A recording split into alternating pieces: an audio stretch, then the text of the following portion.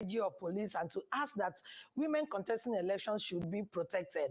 We also ask that enough security operatives should be at the polling stations to be able to ensure, that there won't be violence. But you see that the people, these police officers that were at the polling stations had no, enough equipment. Like they didn't have guns; they were just there like civilians. And so in certain situations, they also decided to leave the place and to run away.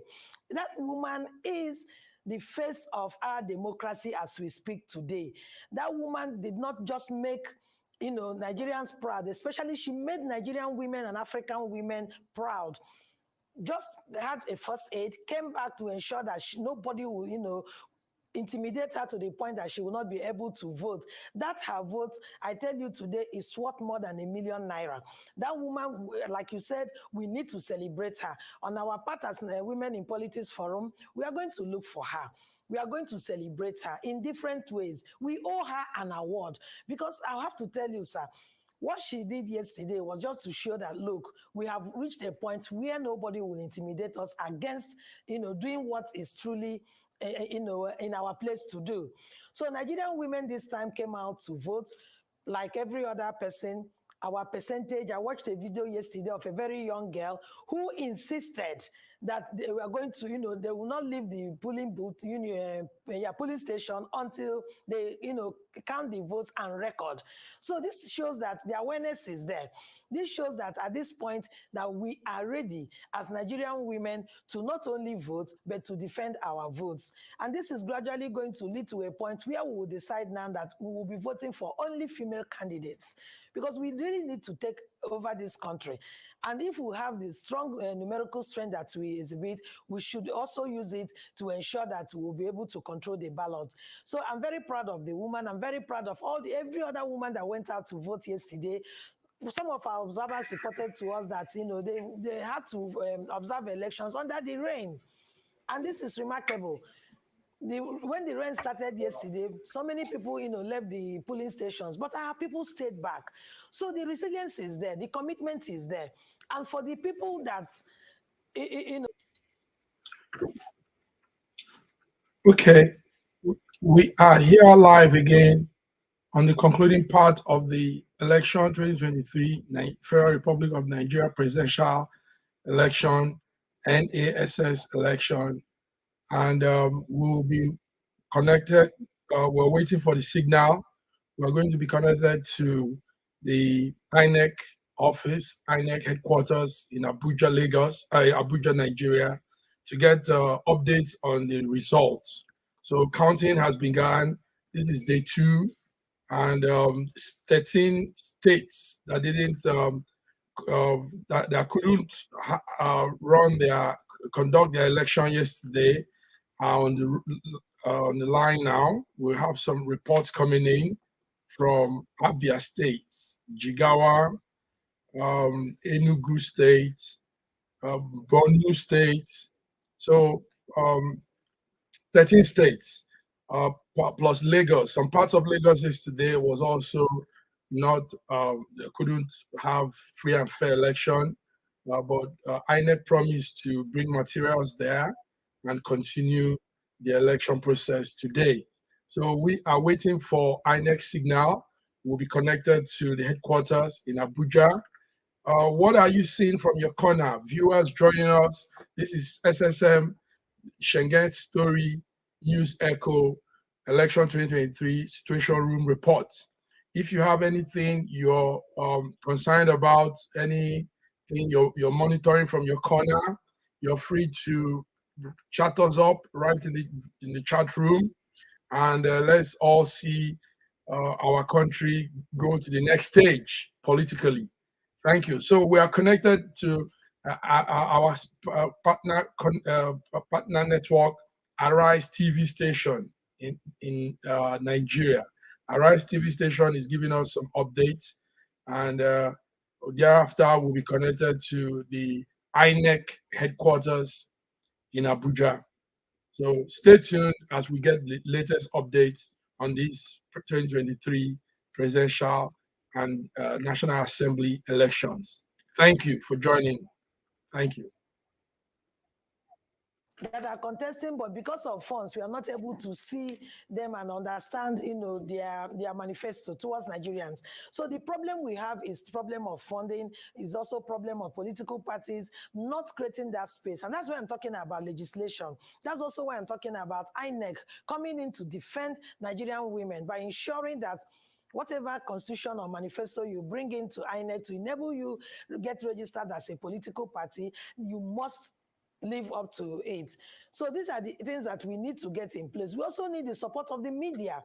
The few women that even got a ticket to run as candidates, most of them didn't get enough visibility.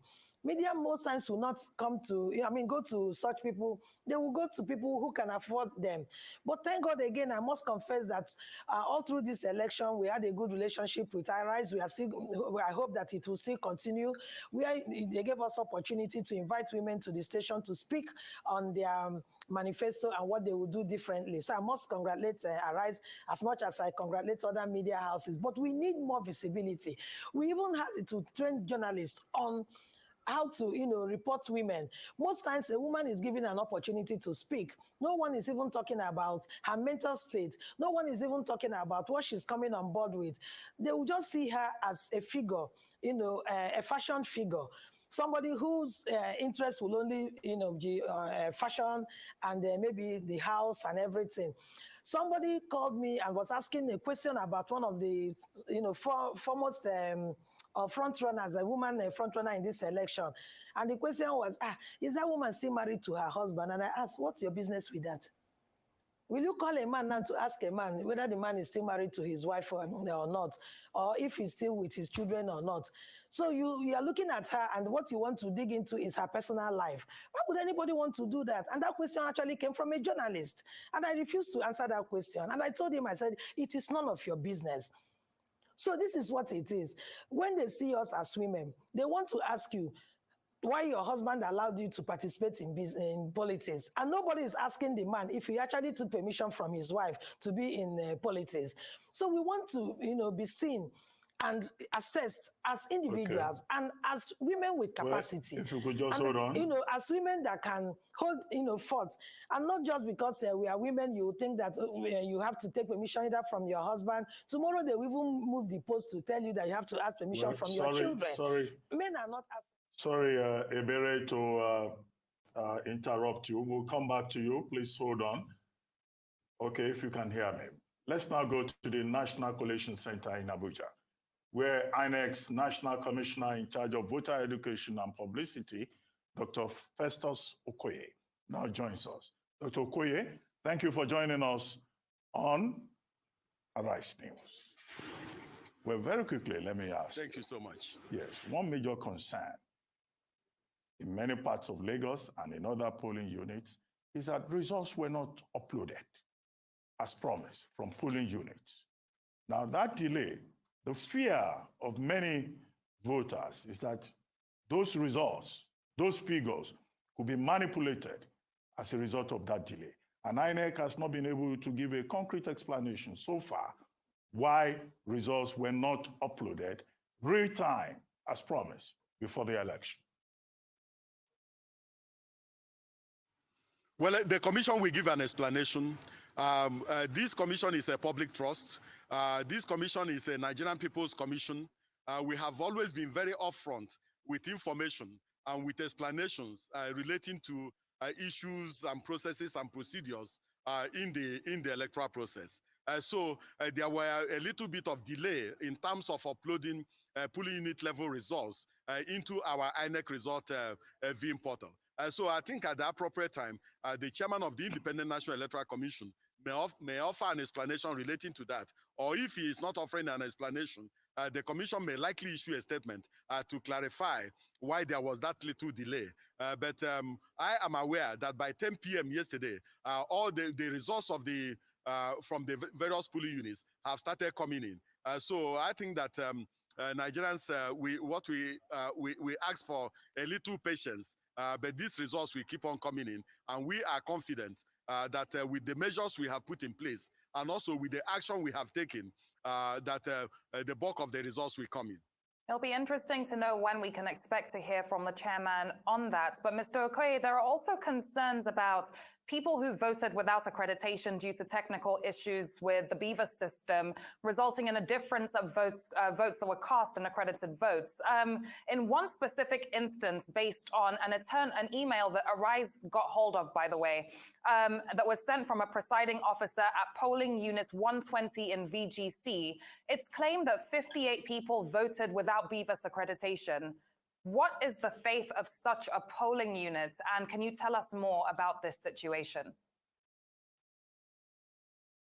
Well, the law, Section 47, subsection 2 of the Electoral Act 2022, makes it mandatory that for anybody who appears at the polling unit on election day, that the presiding officer must use the beavers for purposes of voter accreditation and verification. So anybody that does not pass through the beavers and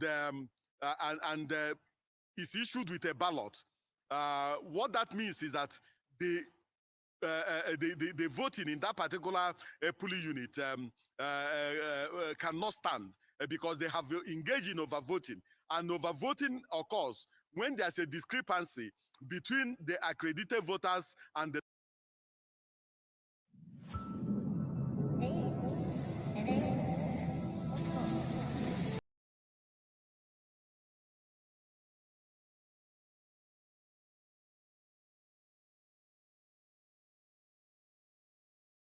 I hope you can hear me. We are connected to the INEC headquarters, and we are getting updates on the election and the counting, the sorting of voters' ballots. That is the INEC media secretary publicity giving us some updates. He says Nigerians should give them little more time. So the question now is, how little is the time?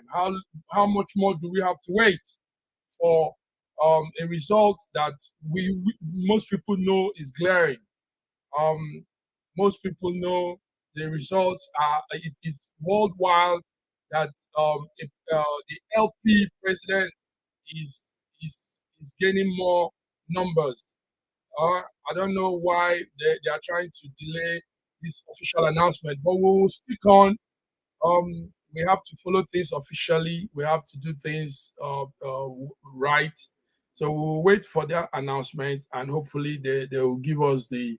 We want to hear the good news. We want to know who's coming in as the new president of Nigeria, and some of us have that that thought already. Some of us have we have the belief and the trust that the candidate we want is the candidate that will emerge. So we wish Nigeria we wish the INEC speedy activities in what they are doing to get us the results. We want them to give us results. So let's connect back to INEC headquarters, to Okoye, the media director. Relating to your first question, this commission is a product of the Constitution and also a product of the law. And we also have our regulations and guidelines relating to how issues will be dealt with when they arise. If, for instance, the commission did not deploy at all out of our own making, our regulations and guidelines demands that we should go back and give the people the chance to exercise their democratic franchise. But if, for instance, the commission deploys and due to community connivance, we were prevented from using the beavers, or we were prevented from deploying, the regulations and guidelines presupposes that we will take it that every person in that particular polling unit has voted and all the political parties got 0 votes. And so there are different scenarios in our regulations and guidelines. So it depends on the application of each one. But these things are done at the level of the local governments by the electoral officers making a report to the resident electoral commissioner. And the resident electoral commissioner will now take a decision on where we need to go back and where we do not need to go back based on our regulations and guidelines. And then some other ones are also taken at the level of collation, taking into consideration the concept of the margin of lead. If the places where elections have not taken place will affect the outcome of the elections, and whether it will not affect the outcome of the election. So each case is taken based on its own specific issue and specific circumstances. And so it depends on the specific circumstance arising in each case. Then the resident electoral commissioner may demand that the law should be applied and we should proceed in accordance with the way the law has designed it. Mr. Okoye, firstly, the online portal where results are being uploaded to, why are login details required for this process? For the sake of transparency, shouldn't this be a portal that's open to everyone in the public to be able to go on through a website link and take a look at the results? That's number one.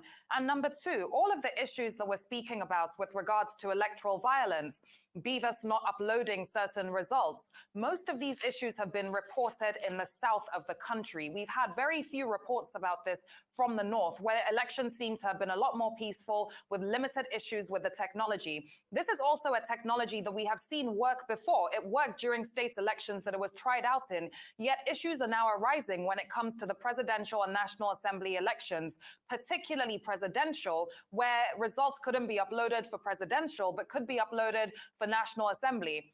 Why is this the case? Can you please address this? Because it does seem as though there are far more issues going on in the south than there are in the north, or at least that's where the bulk of issues are being reported. But first of all, the online portal, why are login details required? Well, if you ask me about login details, my knowledge of technology is very, very limited.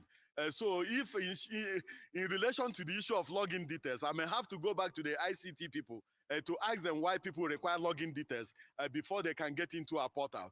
There may be reasons, I'm sure there are reasons why people require login details, but I've not, when I'm also logging in, I give my own login details.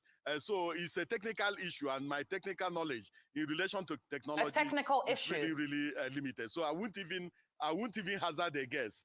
But in terms of the other issue you raised, you know, I'm also very, very careful about looking at issues from the point of view of regions, from the point of view of zones, and also from the point of view in terms of the dominant narratives in the country. There is no doubt whatsoever, and we have acknowledged it, that there were issues in different parts of the country. Insecurity affected our deployment. The issue of transportation affected our deployment. The issue of some of the ad hoc staff backing out at the last moment also affected our deployment. And so there were various and variegated issues that affected this particular election. But in terms of whether results are being uploaded from a particular part of the country and not uploaded from a particular part of the country, and whether issues were dominant in a particular part of the country and not dominant in other ones, I'm not sure that I have the capacity to do those narratives. But if issue arises, we deal with that particular issue based on our own understanding of that particular issue, and also based on our own appreciation of how to resolve those issues. And so we resolve issues based on where they occur, whether they occur at the level of the polling unit, at the level of the local government, at the state level, or at the national level. And so if any issue arises, we try to deal with that particular issue without looking at whether the thing has an ethnic or religious coloration. That ethnic and religious coloration does not play a role in our resolution of issues and our appreciation of what is going on in the country. Dr. Okoye, one other major concern in this election has been underage voting. And there was a particular case of underage voting reported from Kano. And I guess the police commissioner in that state was saying there was nothing he could do about it. One young boy in a video was interviewed, and he was asked, where is his PVC? He brought out the PVC. What is INEC doing about that kind of case? And why has there been no statement about polling units in Lagos and Rivers where voting did not take place? And third, Jemima Boloko, our correspondent in Delta State, reported earlier on that in at least one particular polling unit in Delta State, that voting materials had not arrived as at 2 p.m. today. Accreditation had also not been done as at 2 p.m. today. We had that on the screen earlier on. One would have thought that if the election is going to be held today, that INEC will have learned from the errors of yesterday. Well, on the issue of underage voting that you mentioned, if you recall, this debate has been going on, and this issue arose when we displayed the voters register for claims and objections after we completed the continuous voters registration exercise. And we told the nation that we are also concerned about the issue, and that we have been using our own processes and procedures to remove visibly underage voters from our register. And in some of the places where some of our officers registered underage voters, we pulled them in, and they have been facing disciplinary proceedings. And we also concluded that the moment we complete our own internal processes, if we make a determination that there has been an infraction, that we put them in and also prosecute them in accordance with the law. The voters register we went into this election with is robust, and it's also a voters register that we have confidence in. But we have never said that our voters register is 100% perfect. It is a work in progress. We will continue to make sure that we clean up the voters register and get it ready and make sure that our voters register is very, very good. In terms of some of the issues he raised, where elections are supposed to take place and are not taking place, and so on. These things are state specific. The only one that the chairman of the commission dealt with more the two issues he dealt with specifically. One relates to the issue of elections in Yenagoa, where we had 141 polling units where elections did not take place. And then the chairman made that particular announcement. And also in, I think, 2 federal constituencies where we had to countermand the election because of one challenge or the other. So these were the 2 issues the chairman mentioned. But in terms of proceeding, in terms of whether elections takes place in a particular state, those issues have to be harvested at the state level, and then the states ought to apply the law as it is in terms of proceeding. But the ones you pointed out, when I go back to our situation room, I will table it, and then we look at it and find out why our election duty personnel are not there and election materials are not there. And so the moment I get back to the situation room, I will put it on the table and we look at it, and then we will take the right decision that will be in the interest of the nation and also in the interest of all the registered voters in those places that are affected. Can you also, sorry, Dr. Abasi, just one thing. Can you also find out in the Situation Room why online login details are required for people to view the ongoing counting of results? I think it would be great for the public to have clarity on that. Yes, I will ask the ICT people, and it will also be for my own education. Okay, thank you very much, Dr. Festus Okoye, for joining us on Nigeria Decides 2023 here on the Arise News channel. And I also like to thank you very much, Ebere Ifendu, and also Femi Awuyemi with us here on the studio. We take another short break now. When we return,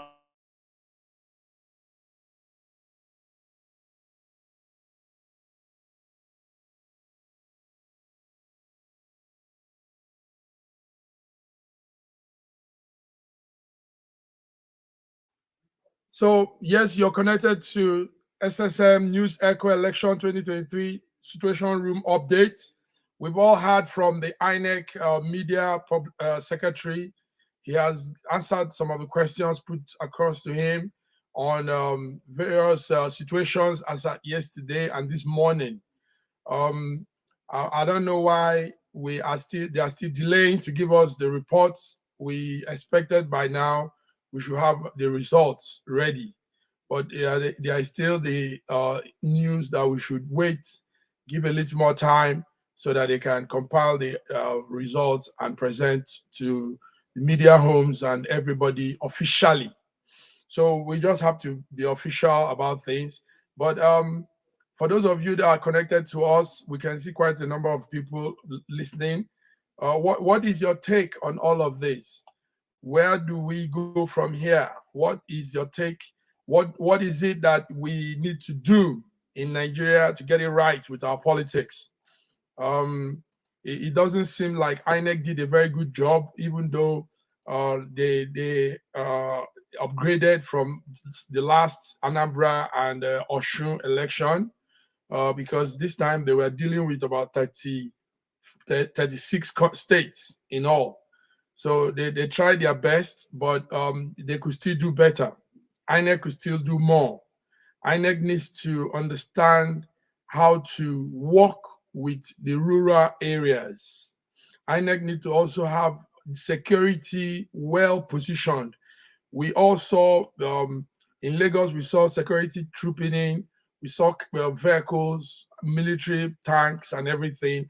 But still, they didn't do much. They didn't defend people's votes. They didn't defend people's rights and people's opportunity to cast their votes. When the fight was going around in some parts of Lagos, no security was there. Nobody was there to help. No security was there. And we saw these vehicles trooping in. So how come all these vehicles, military personnel came into Lagos and we still had problems in voting, polling booths? So these are questions we're asking. INEC can do more. INEC should also be able to have drone machines to carry materials to places where it's hard to get, and to use these drone machines as surveillance for election. So INEC can do more. A lot of shortcomings, a lot of pitfalls, but we know gradually we're getting there. So put in your comments, put in your suggestions, put in anything you have, opinions, and let's follow up with the situation report, Federal Republic of Nigeria, 2023 presidential and National Assembly election. So once again, I'm connecting you to our partner station in Lagos, Arise TV. So Arise TV is giving us some of the updates because they are on ground in the whole situation. We are here in Europe, but we are beaming to the world. We're beaming to Nigerians all over the world. Thank you for tuning in. News Echo, Schengen Story News Echo, Election Monitoring 2023 Situation Room. Thank you.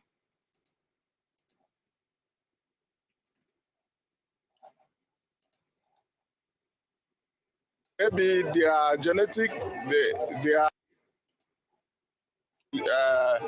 impaired. All those that you see voting, they are those that have been approved by INEC, and I cannot change it. We are confident in what we do, and we thank God for the very peaceful elections. I must really say thank you to INEC for what we see at the moment, and we say thank you to Mr. President for ensuring that there is fairness in this election. I expect that this is a more credible process, than previous ones, and I think it is good that we are improving with every election cycle. That's a fraud. For someone to transfer to a place he or she is not living, it's a fraud. They carried our box, they carried my machines, and immediately the police came. The boxes they could recover, they recovered it. I'm confident because we made adequate preparations to ensure that every polling unit has at least 5 security personnel there. Politicians are supposed to be distant members of we must conduct our affairs very credibly, that both our supporters, our relatives and so on should know that politics is a clean business. We have never been the kind of people that will incite anything besides peace. This is I dropped a bullet. This is my bullet. Somebody gave order for them to shoot at us. I tell you to dodge a bullet. Look at my leg with the bullet I dodged. Look at what happened. Look what happened. Look what happened. This is my game. Only worry was that the election here started after 11. And you rightly pointed out, we have thousands of people there. And not only that, immediately I finished voting, the machine went bad. And now they are struggling to repair it. We have worked for INEC for at least 3 days, and INEC have agreed to give us ballot paper and boxes and other devices like beavers to work with it. And why you refuse to pay us our feeding allowances and our transport allowances? We use our leg with ballot paper and beavers to our polling unit. That what unites us surpasses whatever that divides us. What is important for us as a people irrespective of differences in political affiliations, religious persuasions, tribal or sectional background. It's after the election is all and done. Army is here, civil defense is here, DSS is here, police is here.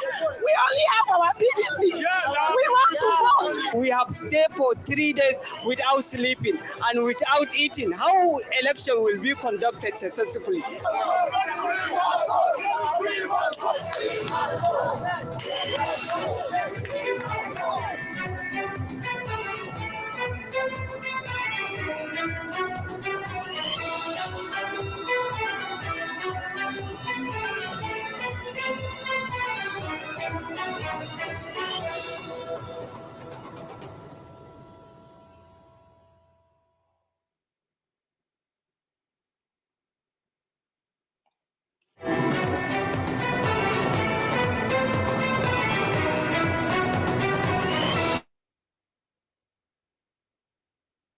So you're still tuning to SSM News Echo Election 2023 Situation Room.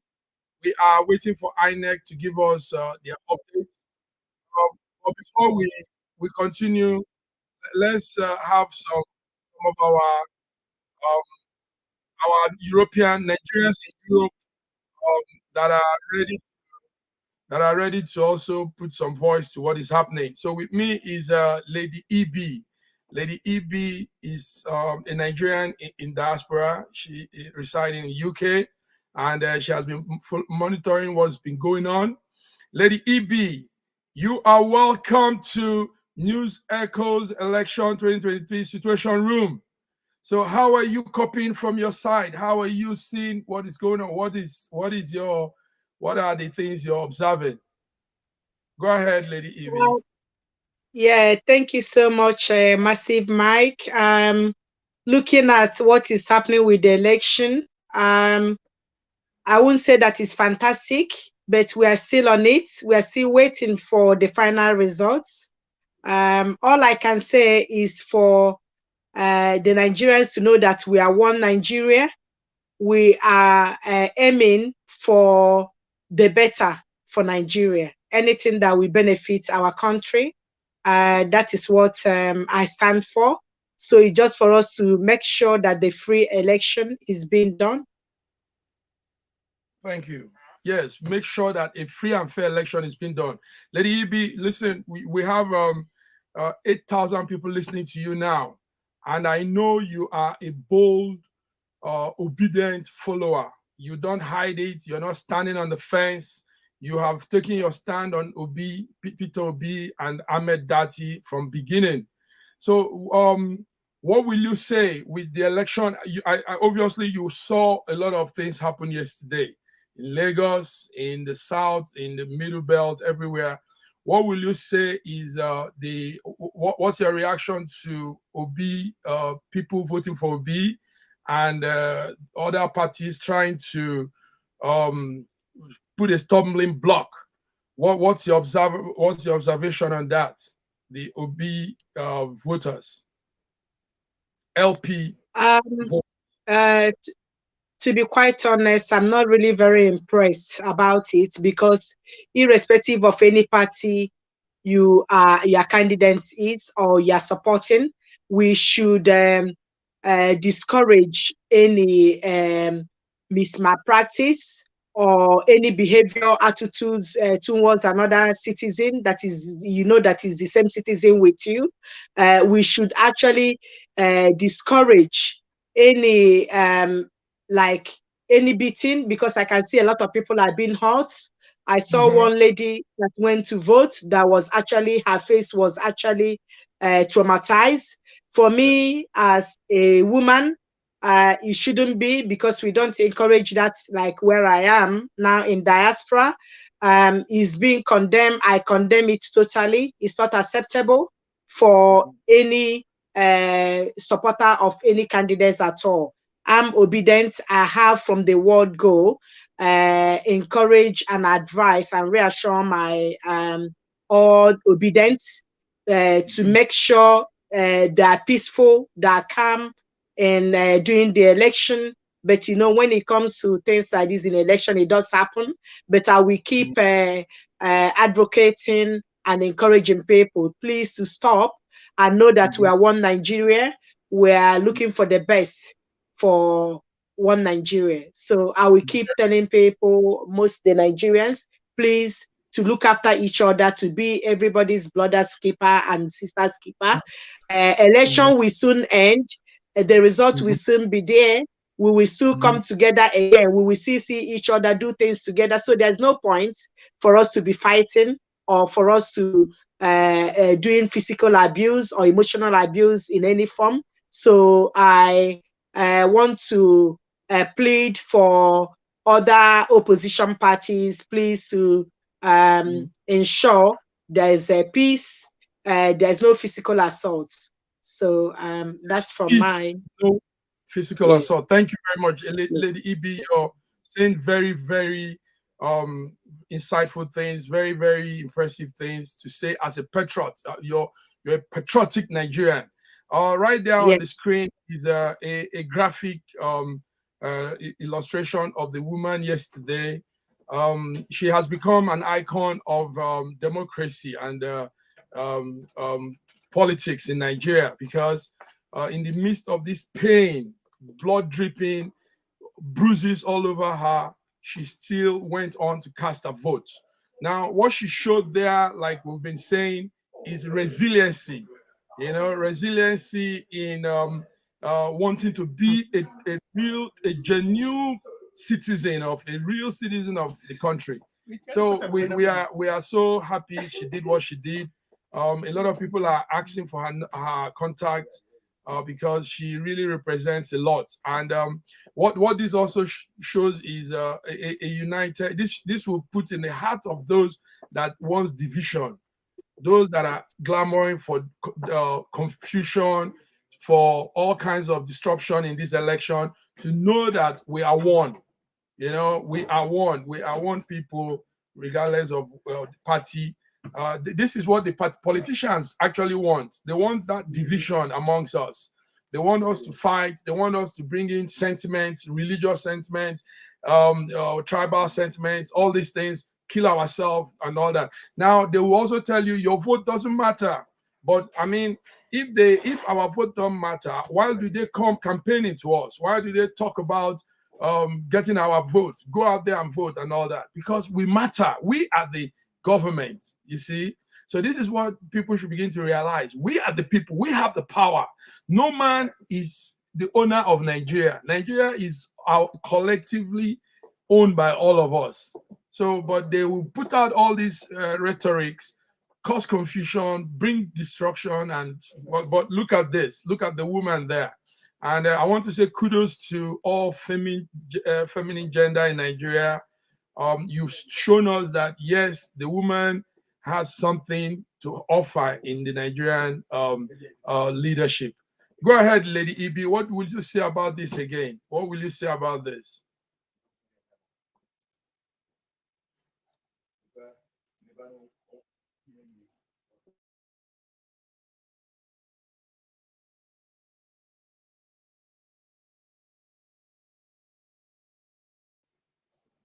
Lady Ibi, you need to unmute your phone. Unmute your phone. Okay. Unmute your device. Okay. Yes, I'm talking in the aspect of where I am in diaspora. With such incident, it shouldn't be allowed at all. We call it see it as a crime, as a serious abuse. So I'm just continue to say to the lady, well done to her, and my moral support and my reassurance goes to her. She should take it as one of those things that we see in elections, but we are trying to get there. We will get there. My moral support goes to her, and I'm still pleading for all the voters out there, please, to continue to be our brother's keeper, sister's keeper, be one. We are one Nigeria, and that's what we are looking for, so that the election will be peaceful.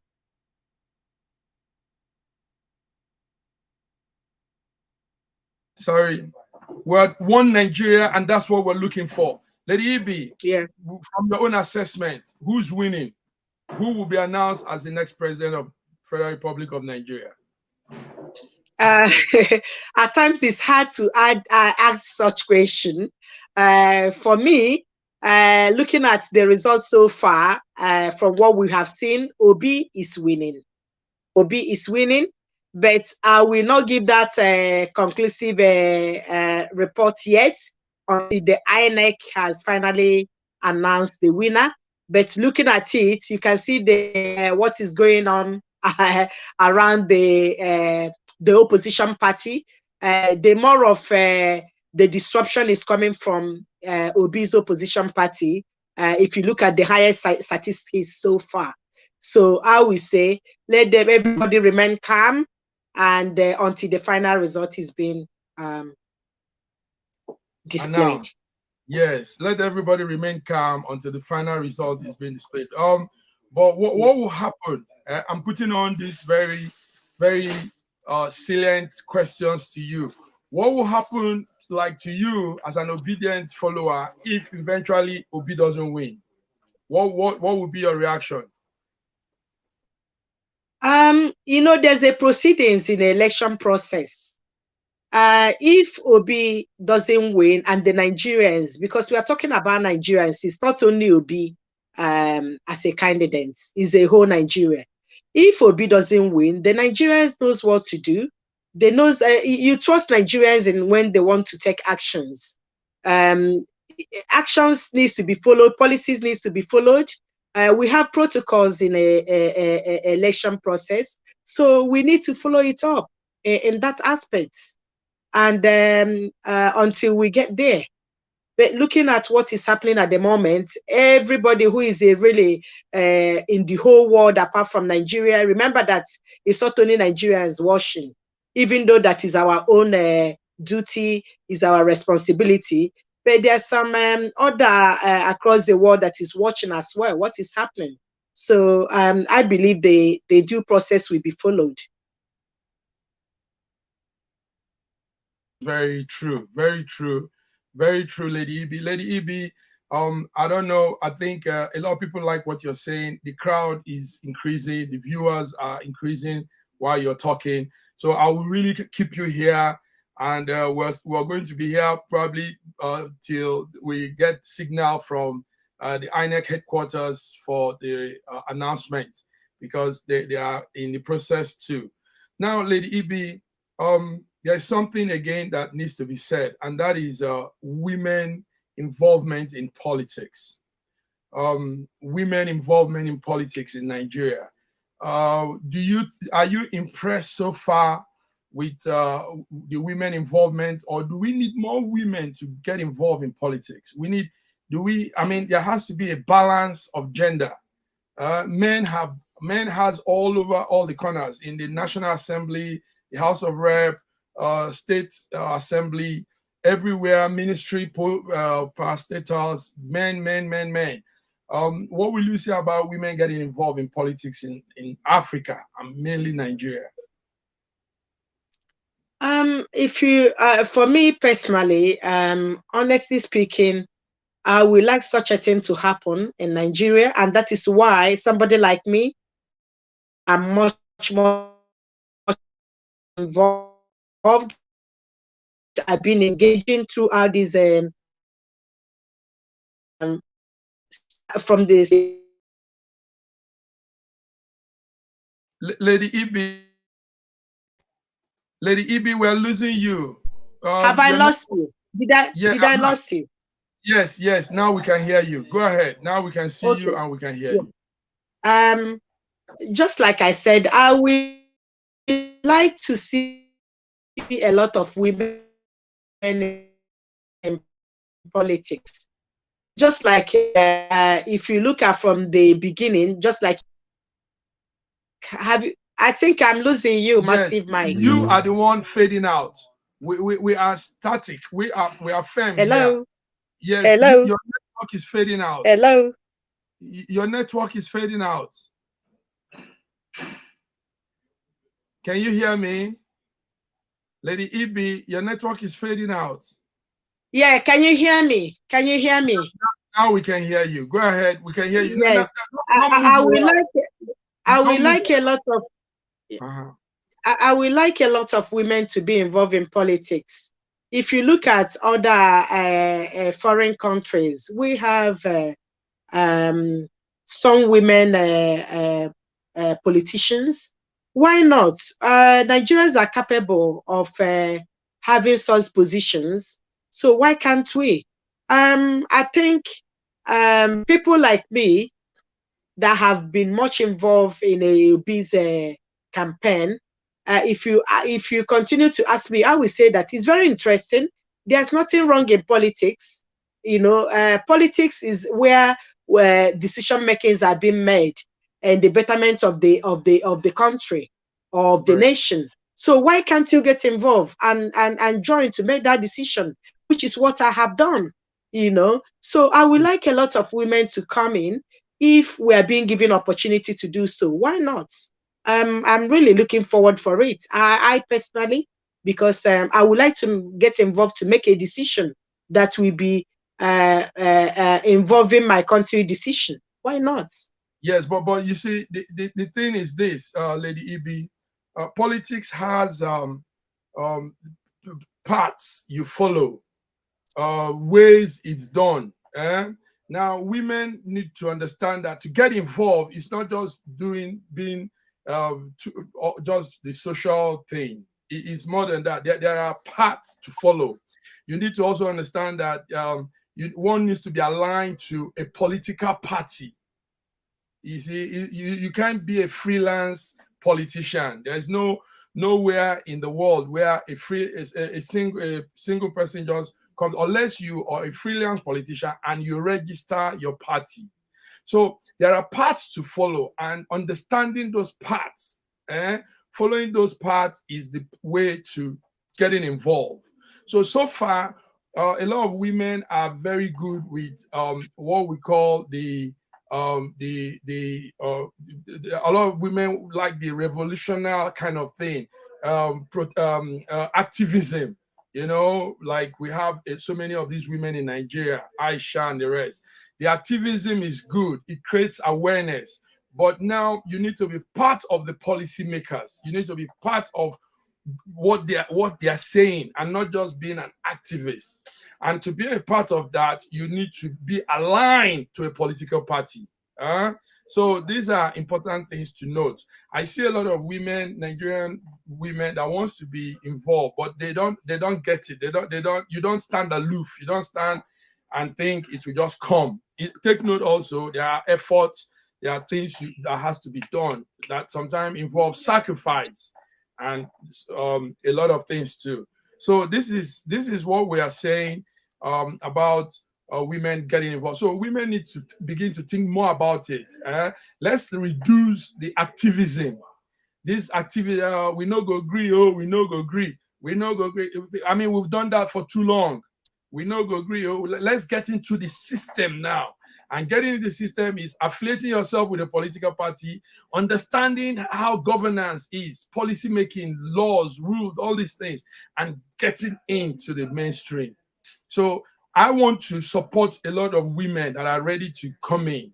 We are in the diaspora, but we still have our tentacles spread to Nigeria, and we are still involved. So, but we want to see more of our sisters, women, Nigerian women in the diaspora, all over, wherever they are, to come in and get involved, because you women have something very unique. We say it all the time. A woman knows how to nurture. Women nurture children. They give birth. They take children through the various stages of childhood. So that alone is an experience that men don't have. Men don't know that. Men don't understand that. So that alone can also make a woman become a good leader if she wants to, because you know how to carry the family along. In the homes, the mothers know how to stay hungry and feed the children. You see? So when that mother becomes a leader, that mother can do so much. Ibi, what do you think I'm saying? Go ahead. Am I making sense? Am I audible? Lady Ibi, are you there? Can you hear me? I think we're losing you again. Yes, I can. I can hear you. I can hear you very well. Oh, go ahead. Let me hear what you say. Hello. Yes. Hello, Was Massive that Mike. audible? Yes. Yeah, I can hear you. I Go can hear ahead. you. Yeah, just yeah, from the beginning, you can see that I did mention it, that there's processes into politics. Can you hear me? Can you hear me, Massive Mike? I can hear Can you you. hear me?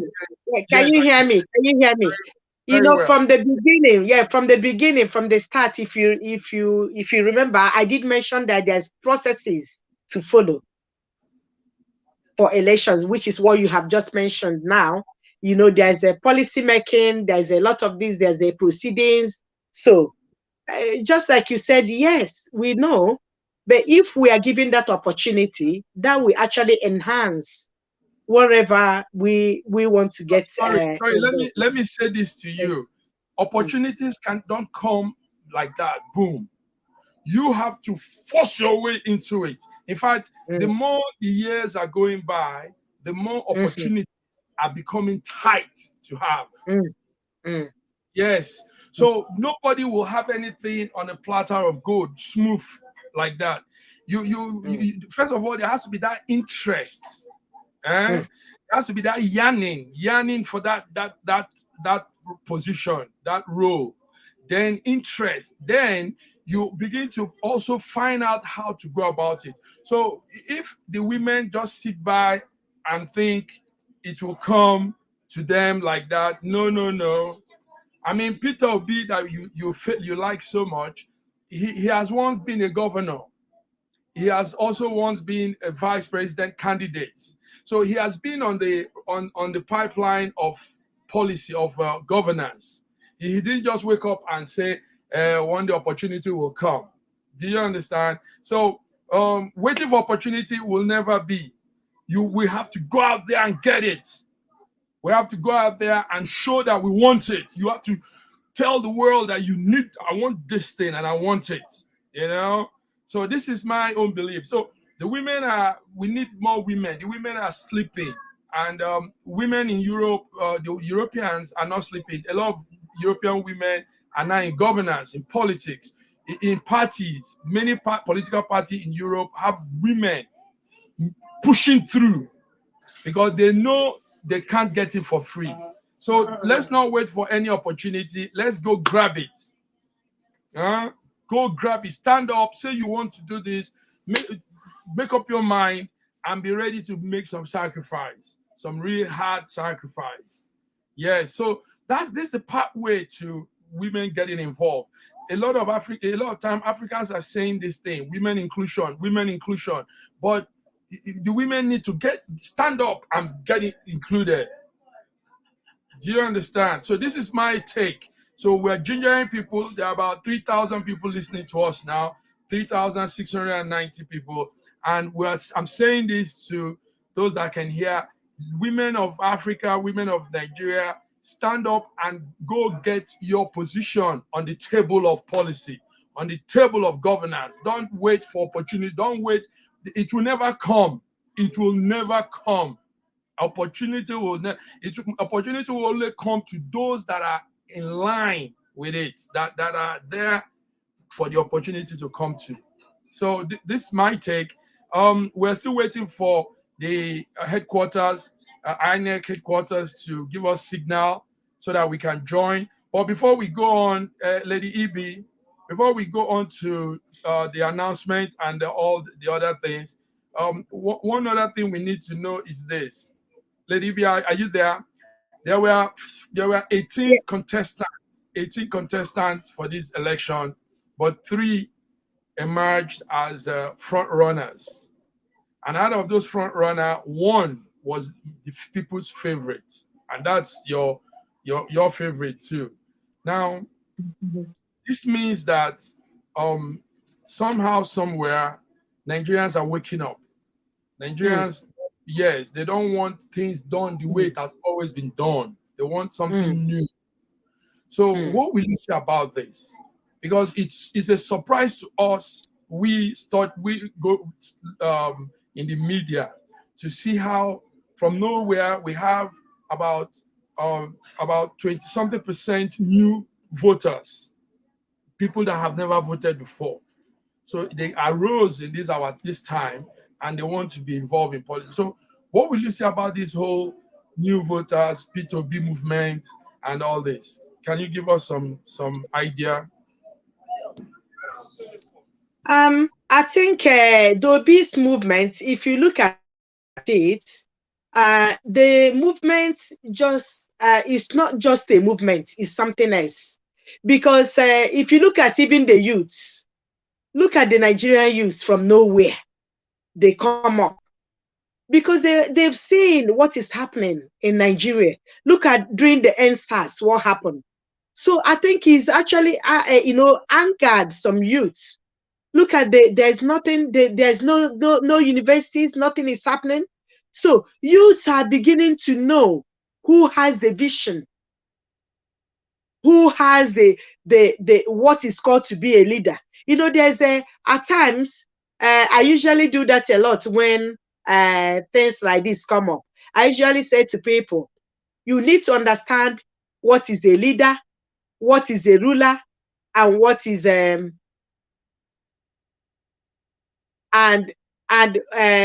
what is a manager. So I think they have seen, everybody have seen, what is happening, and they feel that, oh, this is a real movement that I would like to engage. This movement is something that will benefit the Nigerians. So if you look at it, everything we are looking for in terms of the qualities is there. So I wouldn't like to include myself. You're talking about inclusion. I wouldn't like to include in anything that will not be beneficial for the betterment of my country. So that is why when I saw the policies of the obese movements, I said yes. No, this is what Nigerians want. So I think obese movement has said it all. It's very visible to see, what a movement, looks like. How come all of a sudden the whole Nigerians just wake up and say, no, this is what? You can see it's not ordinary. So other parties you're talking about that have included themselves have seen, yes, this is a policy. This is a policy that I like. They have seen something in that movement. That's why they included themselves. They decided to emerge in order to make that movement successful for all of us. So, it's very, very clear to see. It's very clear to see. Obi had he came out with a manifesto that was very youth driven and women in driven too. And other times, other politicians, other election has never had that kind of involvement. They've always done things in their own way. Some group of people just leading us. So Obi was youth driven, and he said it that it was the voice. He was answering to the voice of the youths and the women. Yeah, and that was real deep. That was strong. When I first heard that, it hit me like, yes, finally somebody is standing up for the unheard voice, the voice that people have trampled on, and but we need that voice needs to echo more. So that's why it will be a sad thing if he doesn't get the ticket, if he doesn't win, because I don't know. I don't know if you came across my campaign video clip. I love so much that when there's a child, the mom was asking a child voice. I think the mom was asking the child, who would you like to vote to who would you like to win this election? And the child said, Peter Obi. And it was really, you can see even the children, if you look at most of the clips that was going on even in the school, how they're shouting Obi, Obi, Obi, it's really, honestly, for me, I've never seen such a thing. I've never seen such a thing. They see him as I don't want to use the word Messiah. I don't want to use the word Messiah, but it's like that's what it is. That's what it is. Yeah, that's what it's like very calm. The man is the thing I love about his attitude is a calmness. Even when you're cursing him, when they were ridiculing him, he was very calm. And that is what the movement is all about, being calm. So I love to honestly to join such a movement, and that's what pushed me. I said, oh my God, this character is is really something else that I haven't actually seen. So I think you said it all. You said it all, and every Nigerians that have eyes, we see it. Yeah, that's it's not something somebody have to just come and make up. It's still. Yes, if they are wearing age limit for voting, the whole secondary school students. Yes. Will be. Yes. But they can't. 18 is the age to start to vote, and a lot of them are not 18. So, but we could see that the crowd, the youths, the young students, school children, all of them want to be in because they see themselves. He represents them. The things he's saying, the way he carries himself, a young person can align with that. A young person can see him. This is a young man, and I could be like this too. And was pushing through. He went all corners of Nigeria campaigning, telling people, listen, this is a new dawn, and I can do it for you people. I and Dati can pull it up, change Nigeria. And these are the words we want to hear. Mostly diaspora. You agree with me. Nigerians in the diaspora want a change because really the Nigeria situation affects us more. Is that not so? Is that not so? Why not? It's just like I'm here. I'm honestly feeling for people back home, feeling for every Nigeria back home, in the sense that I know the amount of collaboration I have made so far and engagement I have made so far in terms of making sure that that okay, you can see there's no fuel in this fuel scarcity of fuel, no transport, no movement. You know how much we have spent, even for us that in diaspora, making sure okay, if they don't have enough, okay, let's be sending. We've been diaspora have done a lot. That's why we are looking forward, honestly, in future elections for diaspora to have a position in diaspora voting. Obi said that. Obi promised, Peter Obi promised him as president, he will pull up or he will make sure the House pass that bill. And also, he told us that we are going to have diaspora voting. I'm looking forward for that. I'm looking forward for that. We should send. Sorry, Omo Bolaji Ayola. We are waiting for INEC to give us signal. INEC headquarters haven't sent. They are not ready yet. I think they are still collating the results. We're not wasting your time. What we're discussing is also important to what is happening.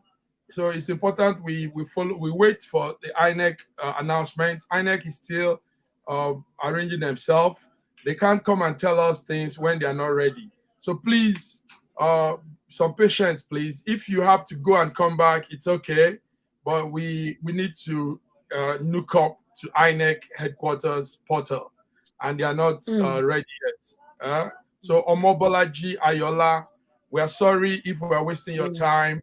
We don't want to waste anybody's time. We are a media home also connected to the INEC network. So we have to wait for INEC to give us the announcement. Thank you. Yes, go ahead. You were saying something, Ebere. Go ahead. Yes, what I was saying is about the diaspora voting. I said that would be very good if Obi wins this election, because CC has actually agreed and have that in mind. You can see, which means he's not only doing about only Nigerians back home. He's as well looking after Nigerians in diaspora, to collaborate with them, to engage with them. So is what we need. So that's why we need Obi in, honestly speaking, so that we can have to get this diaspora voting. That's why we need to be in, so that we can really get the diaspora voting will work, because diasporans have a vast amount of resources, knowledge, and everything to dig into Nigeria and change Nigeria. We've seen a lot here in the diaspora, in Europe, in Asia. We've seen how things are done, how governance and everything is done. So we know how to, but they have not given us that passage. Hopefully, when Obi comes in, that passage will be open. But also, there are some diaspora senators that are going in now. Kenneth Bandy from the Delta North senatorial zone of Delta State. Bandy is going in, hopefully, by the grace of God, and he will also agitate for that diaspora voting. Bandy. So while we are waiting so that we can see what they are doing in INEC, let's connect again to the INEC, our partner network in INEC. Thank you.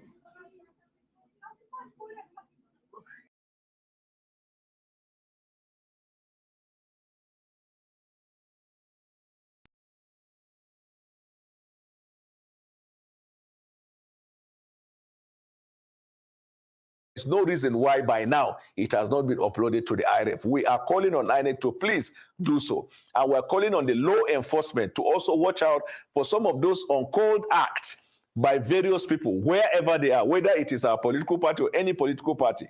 Then finally, and again, I am happy that we're in a comfortable lead, and we're hopeful that the result that INEC will declare at the end of the day will probably be okay. What are you basing? Sorry, go for it, Doctor.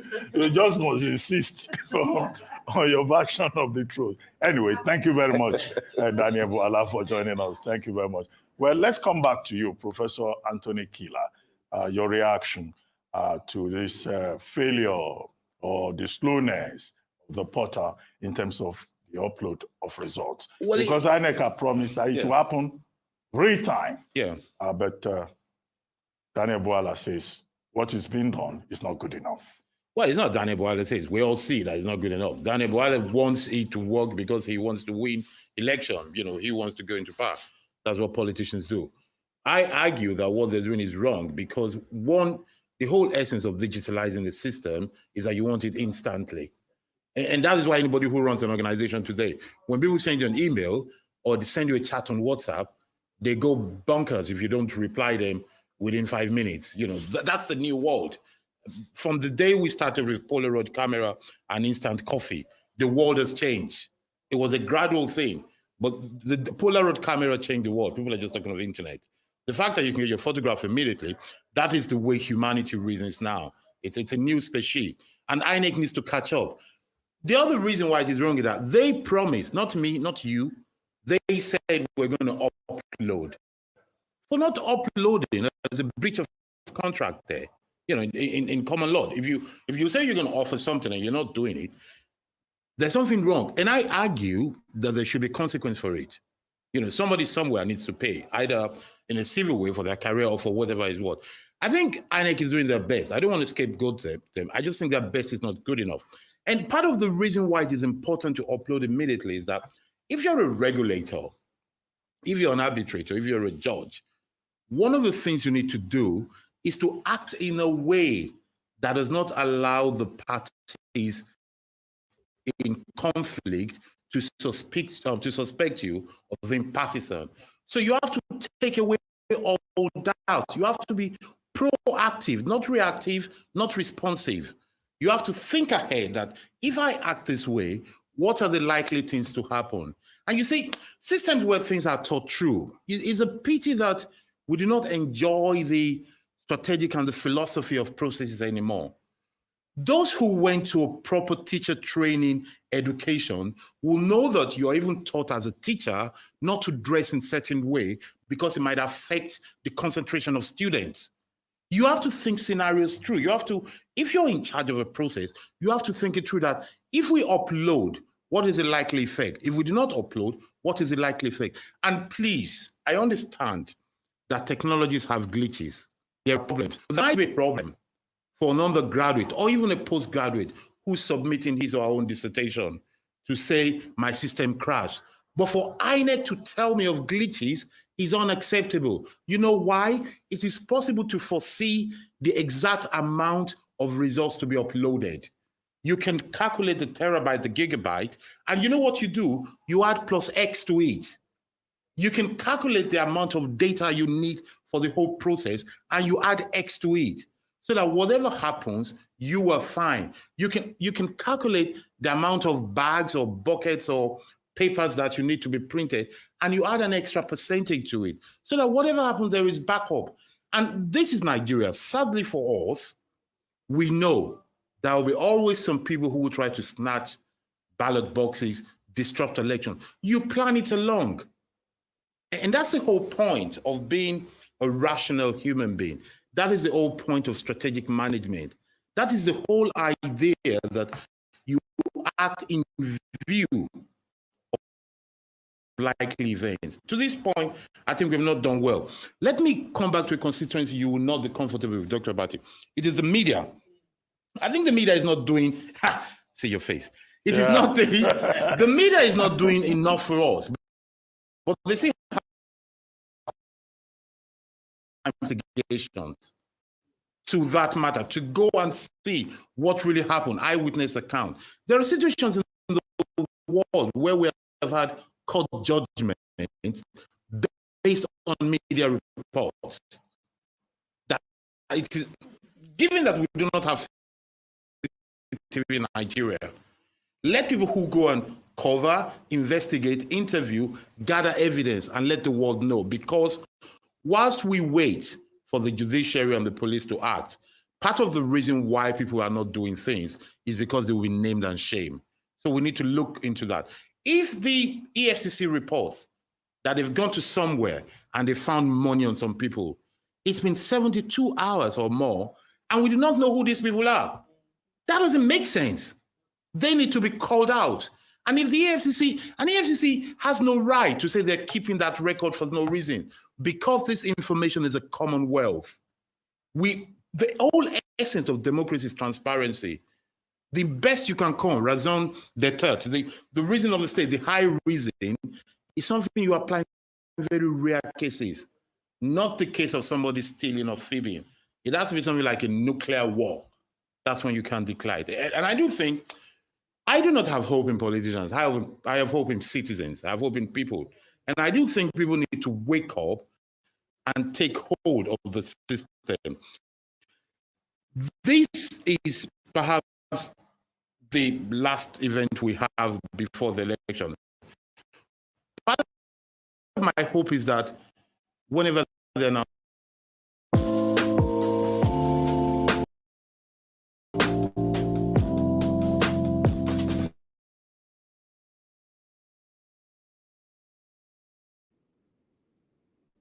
Lady Ibi, are you there? You were. Yes, I am here. Yes. Very good. You heard what they were saying. So that's to tell our viewers that it's not Schengen Story Media that is holding up the announcement. Some people are eager to hear the news. it is INEC, and INEC has just reported that their server has failed. That's sad. That's a shame, because we know enough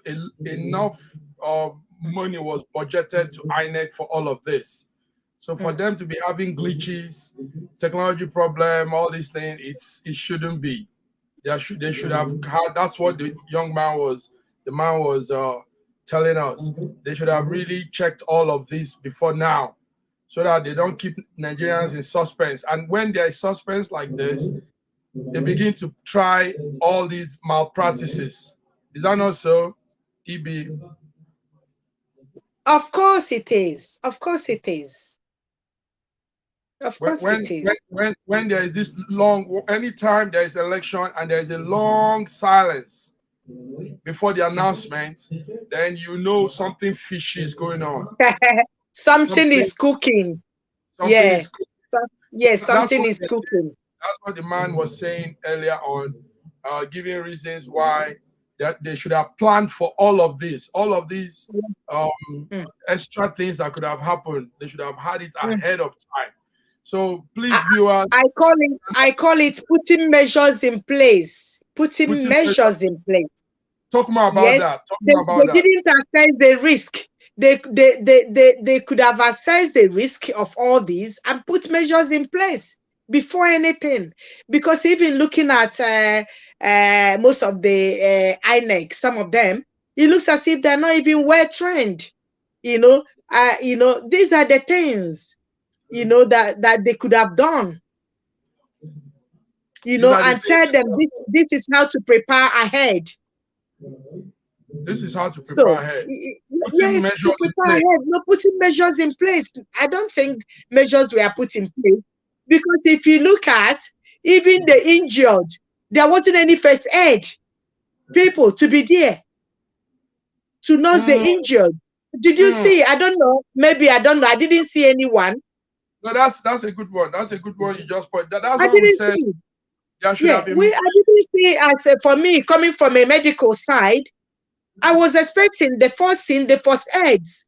Looking at that, people will be there from morning till evening.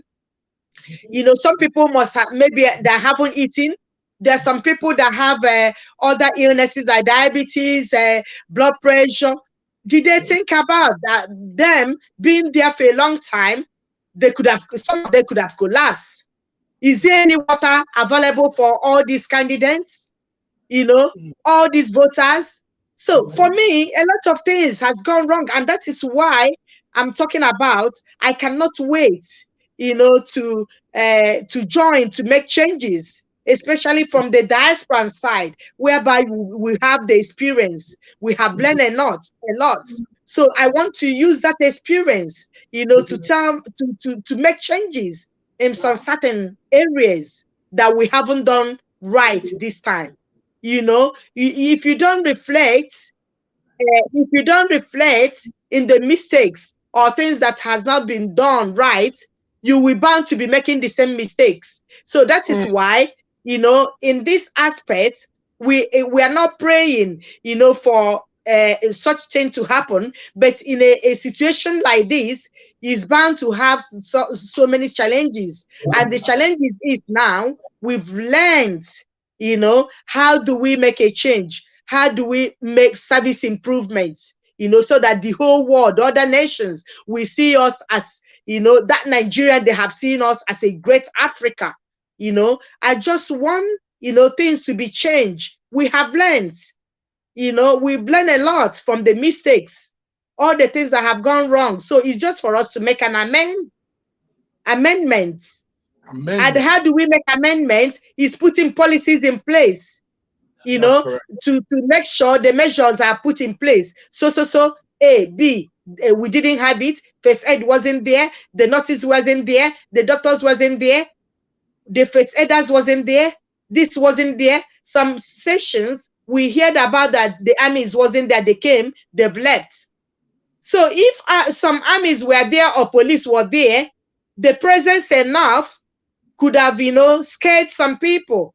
And there are some centers, some centers did well, that they have such people, So there's a lot of things that went wrong. Yes. But the thing is for us to reflect and make amends and let it not happen in future elections. And that is why I cannot wait. I cannot wait, honestly, to be part of this politics. I cannot wait, because these are the things, I would like to really, really make changes. Just like what I have done so far during my campaign, everybody that have come across my campaign, we see that I did a lot by putting the telephone number, the information for especially that this lady that was hurt, where to get, help, who to call.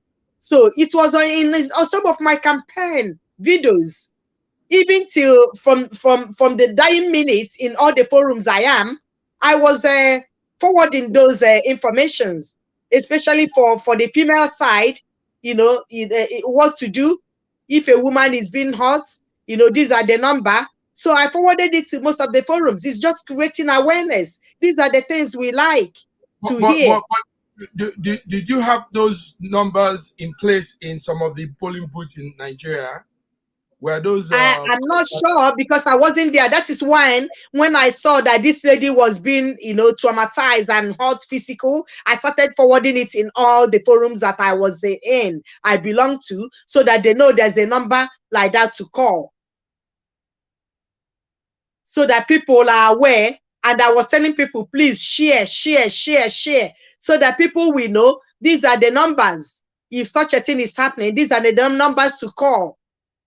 So we really need to, change the way we do some our elections in Nigeria. I know that we are doing very well. We are not doing bad to compare to other countries. We are getting there. I was even impressed, and in the areas of where they have their standing booths, where people will go and sign in. Some centers made their voting sections. It looks as if they're really in diaspora. I saw one of the video clip whereby people were relaxed on the chair, eating and drinking. So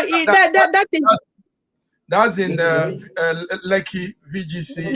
So it made me feel very proud as a proud Nigerian. I so much love my country that when I see such a thing, I want to really show off to other nations, to other countries. This is not how they portray Nigeria. Nigeria is great. Nigeria has got people. Nigeria has got. There's nothing we haven't got.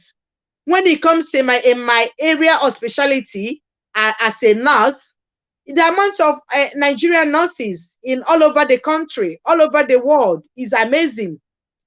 So, and these are the things, that makes me feel like I'm a proud Nigerian. So we've learned a lot. We've learned a lot in this. We are learning. We're still growing, and we will get there. We will get there. Let us see if the INEC headquarters is ready now. Where the time is going, some people are leaving out of eagerness. So let's see what INEC is saying there. All right. Thank you.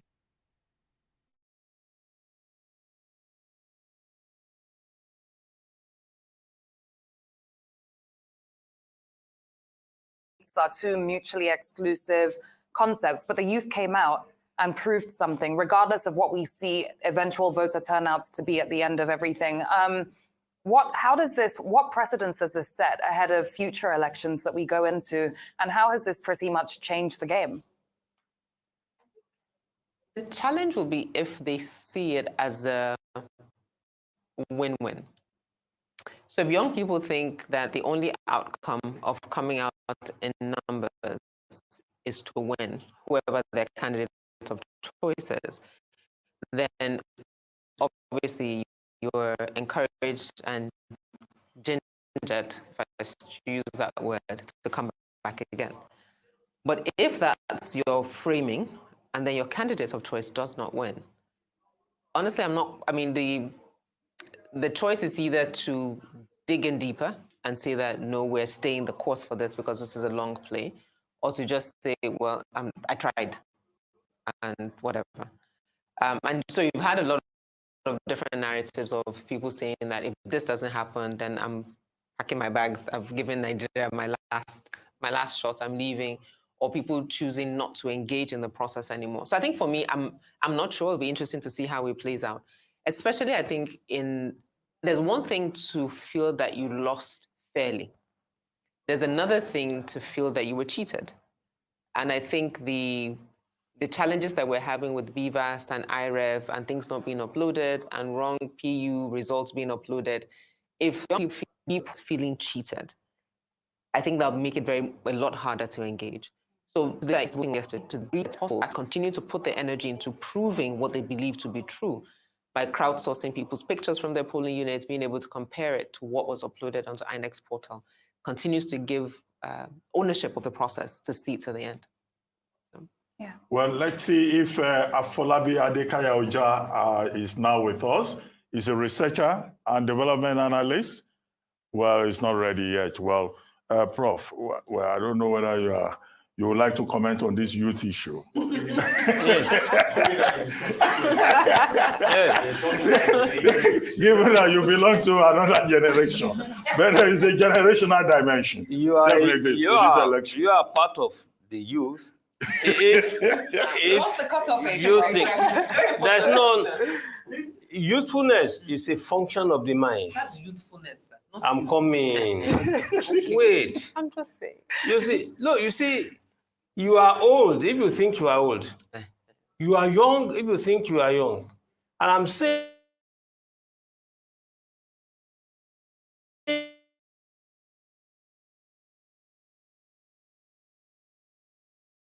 that as youth, yes, to 18 to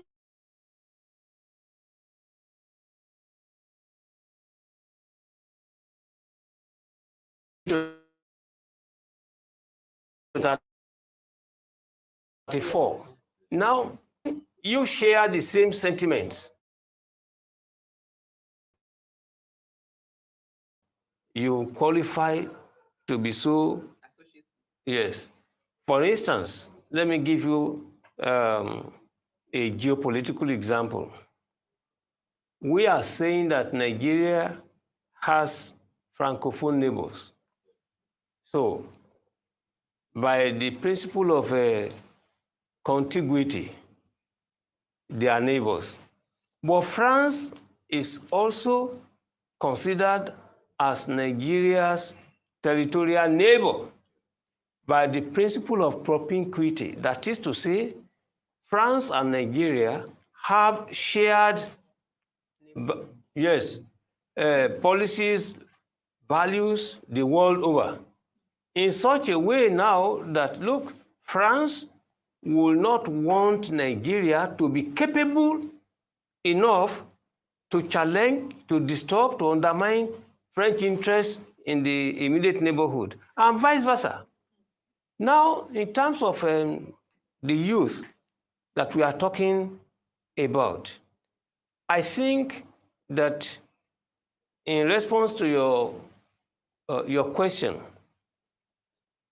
there's no way anyone can say the youth who have failed in this particular election. They are not voting, by my understanding. They are not supporting candidates per se. They are only interested in change. They want a situational change. They want an environmental conditioning that will make life more comfortable, not only for them as youth, but for the whole polity. So, their intervention is such that they have compelled a systemic change. We used to have, we have moved away from Babangida's age, and then the centuries, all those things. The youth have compelled a new situation whereby APC, PDP are no longer the dominant parties. All right? We now have at least 4 now. Labour Party, and the NNPP.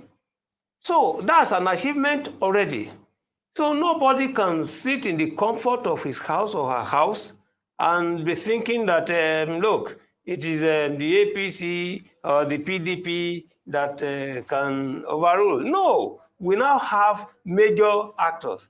And perhaps more importantly, you see, the youth in the future will be more interested in coming to participate because the door has been opened.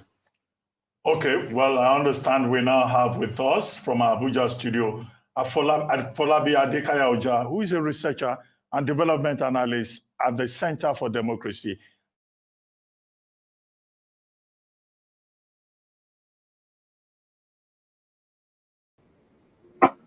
Thank you very much.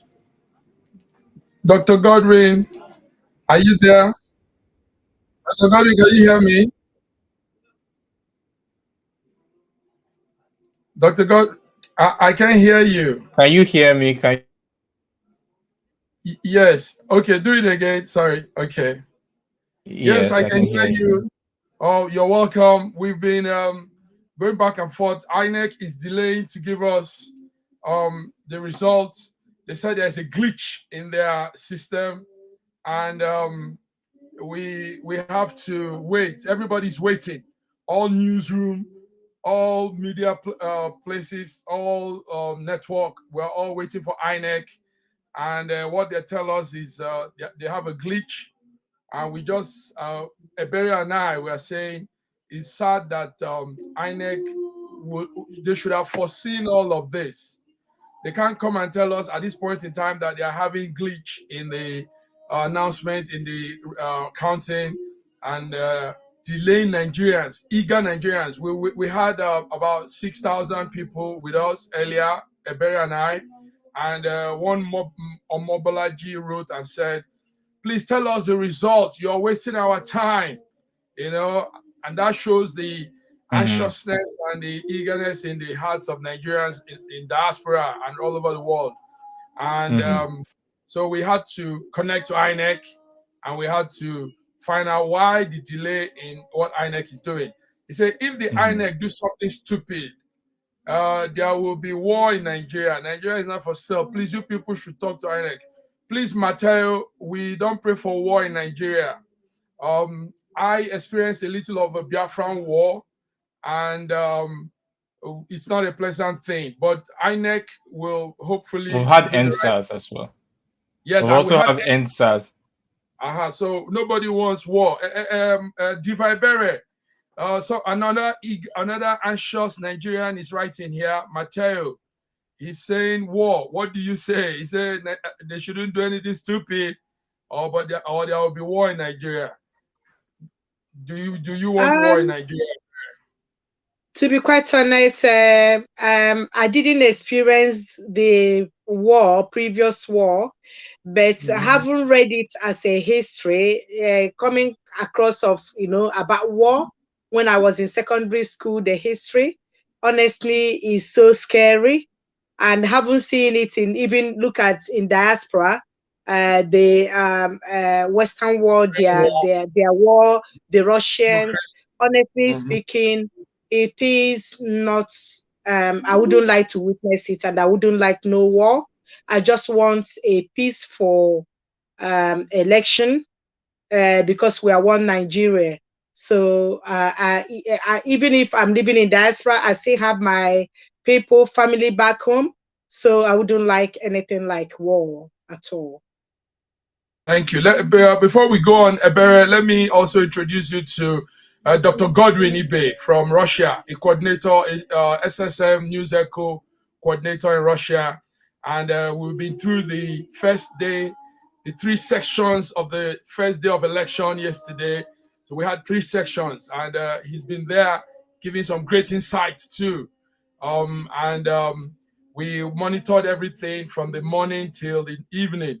So Godwin Ibe, with us is Ebere, Diva Ebere from the UK.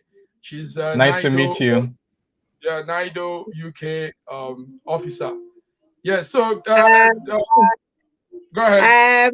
Just Massive Mike. I'm not an officer, but I'm a full active member of NIDO UK South. Very, very active. And I'm known to be called Lady Abi. And nice to meet you on board today. Nice to Thank meet you so you. much. Nice to meet you. Good. So we are all Nigerians in diaspora, and we still have more of us. Now, Nigerians in diaspora are eager. They want to see change in Nigeria. Dr. Godwin, do you think with what is happening, there will be a new Nigeria, there will be change? With what is happening, there's already a new Nigeria in terms of the political parties. You know, we have more options finally, and at the same time, it's not just one person calling the shots, and you have finally a candidate who tends to be not campaigning for himself, but people are campaigning for him. And then we have others who are, you know, who are there for various reasons, who believe in their candidacy. But the point I'm making is that for once, somebody who doesn't give shishi and who at the same time is can openly say it, and at the same time can, you know, be able to organize a campaign, quite successful one, being able to grow it from basic non-existence to a formidable level. You know, so Nigeria has changed in that regard. Also, in terms of the electoral process, even though there's still a lot left to be desired, but there's been some improvement, whether it's the bimodal voting system. We expected though to see the results more immediately, more Yes. like, you know, and there were clearly delays. This is not what many Nigerians expected. Yes. But they've decided to do it this way, where they launch a center and collation center, and you know they believe this is the way. I don't know if this is seems more like trying to paint it well in a good way, but there's been some improvement, but a lot still needs to be done, like having plan B in a situation where you know there's errors and glitches in the server, like as I've heard a couple of times, or there's you know, violence, burning of PVCs. You know, there should have been more preparation done for these circumstances should not have been unforeseen, but rather foreseen. Let me put it this way. So we are at the beginning of a new Nigeria, irrespective of how the final results go. But of course, it will pale in comparison to if the wrong candidate is chosen, and if generally Nigerians feel that their voting rights were not exercised, or the person who is there wasn't chosen by them. It will be one step forward and many steps backwards. And that is why INEC should understand the gravity of the responsibility which they have been privileged to be custodians to, and try to deliver the election. I'm looking forward to hearing the result, just as you are, and just as Lady Abi here and so many other Nigerians are looking forward to, and I hope that it will reflect the will of the people. Thank you very much. Beautifully said. Yes, glitches. INEC is saying glitches. Now, INEC has gone through this process for some time now. I think this is the fourth time in this new dispensation they've gone through this process. So, and they keep saying this glitch thing, and funds are remitted. Funds, we just had that federal government, the CBN gave enough fund. The federal government gave enough fund through the CBN and all that. And where does the fund go to if it's not for these various major requirements for election? You know, the major requirement for election is the machines, the gadgets, and all these things that are used to count votes, the balloting papers, the boxes, all these are the major things. So we don't want to be hearing this repeated glitch. We're suffering from glitch. So what do you think could be a solution to INEC not having? Let me pass that question to Lady Ibi. Lady Ibi, I hope you're there. Well, what do you think could be a solution to this glitch? 2019, we heard of glitches. 2014, glitch. 1999, glitch. You know, they're always using that. The word glitch is, they probably don't understand what it means. You know, Lady Ibi, how do you think INEC could overcome this? Now look how they've kept Nigerians waiting. Everybody's waiting. Everybody's anxious. Everybody wants to hear the results. What from your own point of assessment, what do you think could be the solution to this repeated story of glitch? We're having technical glitch. Go ahead, I think I've said this before Dr. Ibe came in. It's just by acknowledging wherever they've made the mistakes or they haven't done well, and trying to learn from that and make an amendment. It's just like a place of work. When things are not done correctly, we have what we call reflection. They reflect and find out the areas they haven't done well and learn from it, whatever, public have highlighted, and then try to make sure in the future things are done correctly and measures are put in place and correct things are put in place so that the public will have that confidence in them, to deliver that service next time. So these are the things I've just mentioned before. They really need to know where they have done wrong and then make an amendment and try to make sure, the public will see them, as what we believe they can do, not seeing them and as, they didn't do the work well. So we are only looking now to make sure they give us that hope, give us that empowerment and reassure us that this election they have conducted will be getting good results and fair election.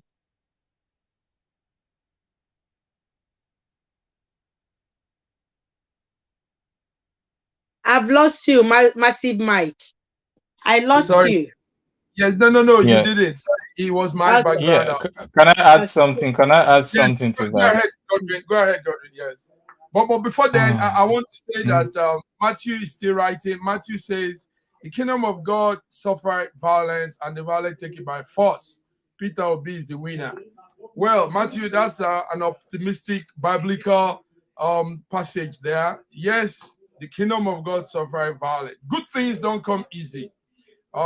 It's always filled with thorns and thistles, fighting and to get what you want, what that good thing you want. So let's hope that your candidate wins. Yes, your candidate has very good plans, and we just hope he wins. Thank you, Matthew. Keep the comments coming in. We want to know how Nigerians feel. We are all waiting for the results. Please, for those of you that are eager, some people are thinking we are the ones not putting out the results. We don't want to go faster than the horse. We want to go as it is officially. So please don't be eager, don't be angry with us. INEC is the one having the technical glitch, and we're also talking about the glitches here. Dr. Ibe, what's your take on INEC and their glitch? Yes, I want to say something. First of all, it's about the issue of capacity, capability, competence. You find the right people for the job, in terms of ensuring security, for example, and in terms of information technology, right? We cannot sit here and say that the people who are handling it were not capable because we don't know all the information. Were they given enough resources? Were their opinions or suggestions accepted or rejected? Or did they cut corners? and all of that. So there's a lot of questions, but based, if we judge based on results, we can say the capacity and the capability or the competence wasn't reflected in the way we expected it to be. That's number one. Number two, in terms of responsibility, people need to be responsible for something in particular. For example, if Imo State, a ward in Imo State or a ward in Kano didn't deliver the results in a good way, in a fair way, that's without security problems, delivered it on time, then somebody should have been responsible. Who is responsible? And was that person motivated? Was that person motivated to deliver a good result? For example, if someone is motivated that, look, if you meet these key performance indicators, la la la la la, this is your bonus. It's clean, crystal clear. It's not just no matter how it goes, you get the same thing. What we have agreed is what it is, and all these very static ways of, you give people, motivate people want to work. For example, people who are sending video evidence of election, they are motivated because they want a particular result. They know that they know that they should exercise their voting right. They are really motivated. They know that they're going against the storm, and they're really motivated, taking power banks, taking phones, even though it might be stolen, taking it there and making videos. They are super motivated. Are these officers motivated? Are the chief security officers motivated enough to ensure that they take full responsibility and want the result, that the best result that enables Nigerians to exercise their voting rights? And then the last one I would like to talk about is flexibility. I see these apparatus like antivirus program. You always have to be one step ahead. You always have to be one step ahead in terms of innovation, one step ahead of the virus, or one step ahead of the chaos, one step ahead of people who are there to cause mayhem. Because no matter the kind of security, every form of security is only about buying time. There's no security that is impenetrable, but it's just about buying the right amount of time to fulfill a particular objective. Because if you leave that particular security in perpetuity, it will definitely eventually be cracked by a superior force at some time in the future. So it's about being one step ahead. What were the possible things? People would come there with weapons. It's a possibility. It's a possibility that people will come there with arson in mind to set fire to things. It's a possibility. It is not a distant possibility to imagine that somebody can just take a whole ballot box, pick it up, and begin to run. It's not something that you need to be Isaac Newton to know that somebody can just come in with the intention not to take one paper, but to take the whole big ballot box, hold it like this, lift it up, and just begin to run with it. Do you need to have a PhD? They do that. Do you need to have a PhD? Yeah. Do you need to have a PhD to understand that this is possible? You just have to only just anticipate problems, the usual problems we have. I'm not saying it's that easy. I'm not saying it's easy. There are companies who are doing it, but the problems that I've heard, gotten as feedback, make me ask myself these questions that could it not have been anticipated? What is unforeseen? I have some programming experience, and I know, Mark, you also with me on this. You know that the most difficult part of making a program or a software solution is debugging. Making the code, you can have fantastic idea. You can even successfully make the program to do what you want it to do. But debugging the program, finding those errors will take the most time. Your work will be 10%, but debugging will take 90%. You always have to understand that there has that room for flexibility, for anticipating and foreseeing circumstances is the biggest part of the responsibility, And this is where I think there's a lot of room for improvement, because glitch in server, there are so many solutions for glitch in server. There are solutions for electricity. There are solutions for having a backup server. I don't really know the IT competence, but I understand that even database, you can have redundancy. I know for power, you can have redundancy in power. I know for electronic system, you can have backup paper system. These are just my basic knowledge of, because they haven't come out to explain what the glitch was, and I don't expect them to say what the glitch was until we get deeper into it. Thank you very much. Great words. Insightful ones too. Godwin, thank you. So yes, we have with us from all the way from Canada, Toronto, Canada. George Chuku. George, you're welcome. Hope your Sunday is going well there.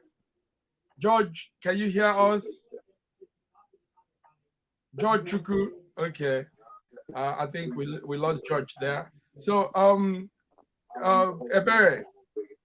Yes, massive. Yes, very good. Yeah, I really love what Dr. Ibe said. Just like I mentioned before, using my specialty as an example by saying assessing risk and putting measures in place. He used a beautiful words by illustrating his ideas. In every situation, in everything we do, we have to make sure we have made that assessment, and then, put measures that we follow that assessment. Whereby we haven't done it, there's no way we can get it right. And this is what we're having now today, because whatever that has put in place, the plans, they should know, like Dr. Ibe said, somebody can come up and take the whole ballot paper, or maybe take one. What do we do in that situation? So I think we've learned from it. We've learned a lot from this. Yes, I want to say that Nigerians in Nigeria that are probably connected to us on this platform, we have 5,000 people here now. Now you can hear how Nigerians in diaspora reason. What is happening here is knowledge is being dropped. We are dropping knowledge, and this shows how much we can do if given the space to also come into governance inside Nigeria. Look at what you're hearing now. People don't, so most times probably, INEC might claim they know most of these things, but they probably don't even know how to practicalize it. But you're hearing it raw. Lady EB from the UK, Dr. Godwin from Russia. This is how we reason. This is how those Nigerians in diaspora have gotten intelligence from what we see in our environment. So you don't want to, we really need to press on having Nigerians vote so that we can really have a big stake in that beloved country called Nigeria. So we're still waiting for the INEC. The signal is still not on. Dr. Ibe, what do you think? The way it's going, yesterday we had a different way we were looking at the election, even though we're not making any assumption now. But as at this morning, it took a different turn somehow, and we were seeing some numbers, the ones we saw. But before then, let's go to INEC now. Let's go to INEC headquarters in Abuja. Thank you.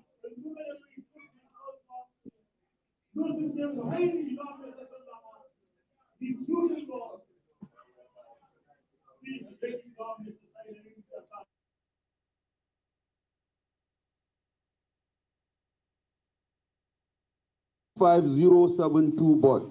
25072 board. Okay. NRM has 53 board. NRM has 53 board. NRM has 53 board. PDP has 2477 board. PDP has 2477 board. PRP has 12 vote. PRP has 12 vote. SDP has 36 vote. SDP has 36 vote. YPP has 552 vote. YPP has 522 vote. ZLP 522 vote. 522. Okay, ZLP has 90 vote. ZLP has 90 vote. Total valid vote, 45809. Total valid vote 45809. Total valid vote 45809. Rejected vote 1888. Rejected vote 188 vote. Total vote cast. Rejected vote 1888. 1888. 1888. Okay. Total vote cast 47697. Total vote cast 47697. Okay, thank you, sir. Yeah, there are instances of cancellation, and we have I have summarized the report, signed and stamped. Yes, sir.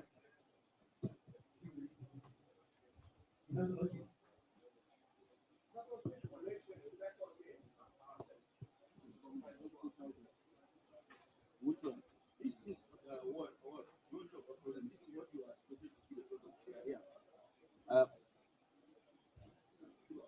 this is the only total what? 5? Okay.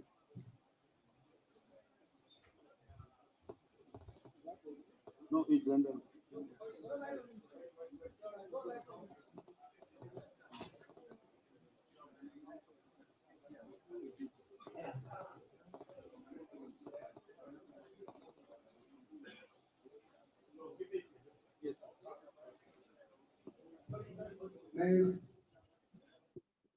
Okay. Collation of results there in Kano State. You recall that earlier on, the chairman of INEC had said collation from the state will now be accompanied by security officials after that is ready and brought to Abuja by the returning officers in the state, where again, that will be submitted to the headquarters before later in open, in an open.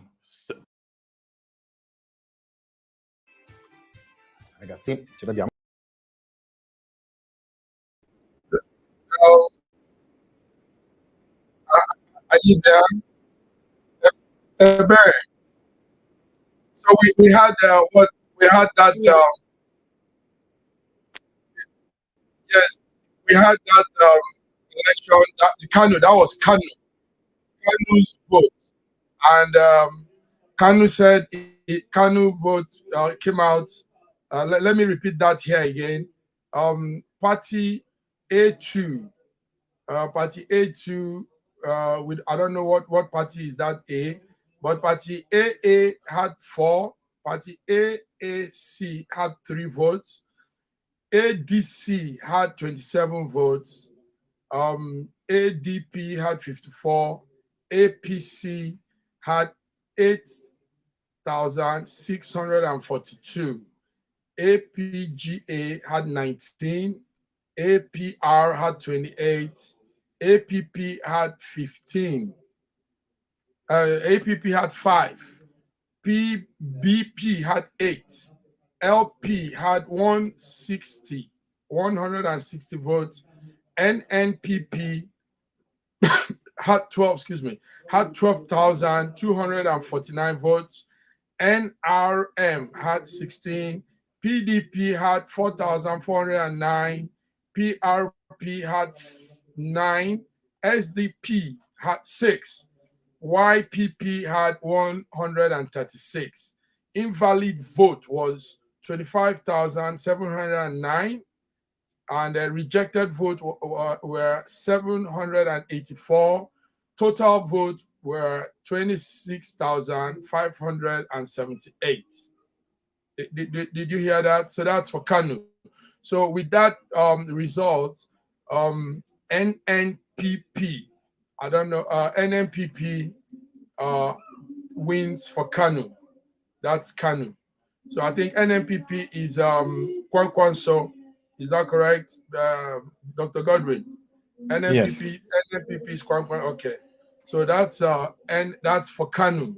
So Kanu is the one they brought out now. It came out earlier anyway. So we're waiting for all the other states. I think Kaduna might follow. And what's the percentage of LP? Could you remind me? LP, you mean Labour? Labour Party, Labour yes. had yes, Labour had 160 votes, 160 voters. Yes, that was very And low. APC 2000, yes, 2000 Yes, something. APC 8,642. Yes, 8,642. So that's APC. But NNPP has more votes, 12,249. 12,249. So this is Kanu votes. So we go ahead. Let's wait for more of the returning officers to give us more, and the INEC, the headquarters, will eventually give the sum total. So that's it. Ebere, Diva Ebere, are you happy with Kanu? That's Kanu. That's the core north. That's not central Nigeria. No, sorry, not east Nigeria. That should be northeast Nigeria. What are you say? What will you say about that Kanu vote? Kanu, the numbers from Kanu.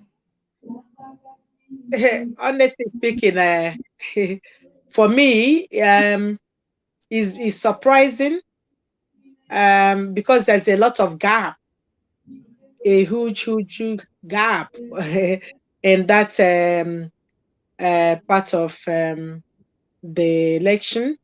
But INEC, like we said, INEC has given the results. So I wouldn't be the one to say, oh, what they've given is wrong until we wait. Because every Nigerians were still watching. Everybody's watching. So we get to the end to see what the results are. But for me, there's a lot of margin, in that result. Yes, somebody wrote in, Mateo again says, I'm not happy about that, sir. Well, Mateo, that's election for you. That's democracy for you. Now, let me say this, that Kanu is, there's the man Kwankwaso, those are his regions. And somehow he has leverage on those regions. So as much as we, Peter Obi fans, followers will want to have Peter win in Kanu, but somebody has been there. And one thing about the North, listen to this, one thing about the North is that when they believe in somebody, they believe in that person all the way. Yes. They believe in that person. So somehow they believe in Kwankwaso, and they've chosen him as their choice in Kanu State. Dr. Godwin, Kanu, what do you say? That is just I believe this is very far from final, because first of all, let me correct something. Kano is northwest district, not northeast, right? Sorry, northwest. Yeah, the way the demarcation is a little bit interesting, but okay, it's at the boundary of northwest. Yes, boundary. Now, with the PVC distribution for the northwestern region, it pales in comparison to PVC distribution. I believe more are still coming in. It looks like it's far from conclusive. If that is conclusive, then there are too many questions in my mind about. No, it's conclusive. That's it. That's the final. Yes. It's interesting. Absolutely. All of the party, and it's all of their votes. So there is no addition to it. That's Kanu. That's the Kanu rec that was talking earlier on. So that's it for Kanu. There's nothing to add. You had look. You had the residents are about what, 500 registered voters, about 5.5 million in Kano. The number of 5.9 million about. The number of collected PVCs was 5.5. The uncollected was about 300,000. So you want to tell me now that 20-something thousand people out of 5.5 million people voted, and we say democracy has been practiced? That's how it is. take note. They also have valid votes, rejected votes. I listened carefully to the rejected. It was about 12,000 or so, 12,000 or so, and invalid votes. We are speaking about. Yes. Yeah, I listened to it. Listen to this. The registered voters are 74,000 registered, and the accredited voters. You know, there's something about registering and being accredited on the day of voting. So accredited voters are 26,000. And out of that 26,000, so what we are looking at is 26,000, not the populace of Kano, not 5 million or anything. The accredited voters. Yes, exactly. We're accredited or not. I'm speaking about the eligible voting people who have their PVCs, right? Yes. So out of that, the eligible voters is 26,692. Then out of that, some votes were rejected, 784. We are saying the same thing. We are exactly saying the same thing. We are exactly saying the same thing. Whether you call it accreditation or super accreditation or macro super accreditation, call it whatever name you want. The people who exercise their votes at in the tens of thousands. Meanwhile, we have registered voters, 5.9 million. And people who collected their PVCs. You cannot tell me there are 5 out of the 5.5 million minus the 22,000 or tens of thousands that were accredited are all frauds. No, I don't believe majority of Northerners are frauds. No, I don't. So you do not tell me that it was representative of the voter base. It's less than 1%. It's a very interesting. It was in low voter turnout or low accreditation in this election, but you just cannot tell me that 20-something thousand, even 100,000 is a fair representation of 5.9 million people. There's no explanation for that. And also, I also want you to understand that for those of you, okay, I'll be speaking to you personally, based on your support for LP. You understand that to win the presidential election, you need to have somewhere about 25% in all regions. Yeah, you should be targeting at least 25% vote. A presidential candidate should have 25% from all the regions. And this performance of less than 500 out of 20-something thousand, it doesn't tell very well about. We hope that it's going to be for you an exception to the rule. But if it continues this way, no president can win without taking at least 25% of other regions. Yes, we know that region. We understand the regional thing. Yes, those things play strong factors in this. So, Lady Ibi, what will you say of Kano? You've had Kano and the results that came out.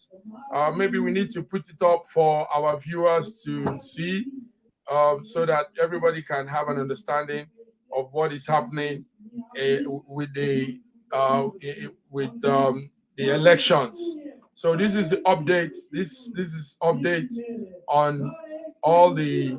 I think today should be the final day of giving us all the updates. Today should be the final day. Yes. Go ahead, Godwin. You were saying something. I think Lady Ibi, we lost her there. Godwin. Yeah, it's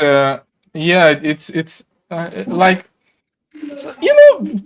some people have more than some people who are not even public figures have more than 20-something subscribers on their channels. You get what I'm saying? You get my point. It's like saying, like, how it's representative of the population of Kano. It's only bewilderment. Let me not talk too much until I really see how it is in other places, especially Kaduna and in the north and other parts. I think you're muted, Mark. But let's see how it is in other regions. It's clear that it leaves a lot of questions on representation. It's something that needs to be looked into. Yeah. So Kano. Yes, Ebere, we wanted to hear your take on Kano. Maybe you see the screen. Sorry, I was a bit off camera. Get this is Kano. This is result coming from Kano. Viewers following the election update, Situation Room, SSM, News Echo, we just got the Kano results. You can see there.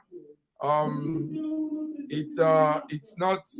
No, this is from the INEC, not made up figures. INEC. So and that is Kanu. Let's pull that out. You know, according to INEC, before the election, they had stated that there were about 87 million PVCs that had been collected before the election. These figures, do they look like do they look like they are getting anywhere close to 87 million? It's really interesting, honestly. Really interesting. So AAC, that's Showere's party. AAC had just 3 votes. In Kano, only 3 people voting for somebody. That's how it is. SDP had 6 votes. Our Labour had 160 votes. Ebere, what will you say of Kano? I've said before, honestly, it's quite interesting to see such results. For me, there's a lot of questions to be asked, and there's a lot of gaps. Like I said, you know, is honestly is really shocking. Just like you said, you know that Kwankwaso, that is his constituency where he has the strong power, where he has strength, you know. But I won't make much comments on this until let's keep going and see how it goes. But for me, there's a question to be asked, you know. But let's keep watching. Nigerians are watching. It's not only us in diaspora watching. Every other nations are watching as well. So let's just wait for results to keep coming. Yes, but let's state here also that what you're seeing on this channel is the authentic, verified INEC results. We're not making up numbers. We're not doing anything. Yes. All we're doing is looking at it and putting it to you. We'll all be looking at it together because I think very 6 o'clock. It's about. They said they will be coming live by 6 Nigerian time, and it's 4 minutes that time. So everybody, stay tuned. We have 1,800 people with us now. Stay tuned and get your results. It's your country. It's your what makes you a citizen of a country to follow up on such things. Yeah, these are your civic duties. So we'll all be watching it together. So that's for Kanu. We've seen Kanu, but it will be repeated again in the INEC headquarters. Note that where the announcement was made is the collation center for Kanu. They are in Kanu. So this group of people, the REC, they returning all these people will now go to Abuja with this same result. So this is how it goes. This is how election results sorting out. This is how it goes. So let's see if the signal will be coming close now. It's about just like I said before, it doesn't matter. Right. It doesn't matter whoever wins the election. What we are looking at is for whoever that is leading actually get things done correctly for Nigerians and for our children and children yet to be born. So all what we are here for is just for a better Nigerian, you know, for us to get things done. So for me, it doesn't really matter whoever that wins. I'm looking forward, and Nigerians are looking forward for a better country, Nigeria. Yes, we're still having more comments from Mattel. Mattel says, INEC is capable of manipulating results. Well, we will not just say that that's true, but we know strange things happen most times. INEC are human beings; they are Nigerians, and to an extent, sometimes Nigerians, some very few, are not as honest as they should be. There are level of honesty. You know, somebody could be honest in something, and when it comes to a bigger thing, he loses his honesty. So, but we don't want to discredit INEC. It's not easy doing this job. Nigeria is a big country, 200 million people. Having all these people, I mean, out of it, we had 87 million of them. Having 87 million people do things in a way that you want is not easy. Europeans do have elections, but Europeans are not half of our number. Yes, most countries of Europe are not even one third to. They don't even match up to what we have as population. So it's not easy, really. So we want to commend INEC, but we know they can do better. INEC can increase because we are dynamic people that can do if we want to do. So this is what we're going to say. While we now join, it's 6 o'clock. So we're joining our partner network, Direct Abuja, to connect to the INEC Collation Center for the announcement of presidential election and the NASS election 2023. So thank you.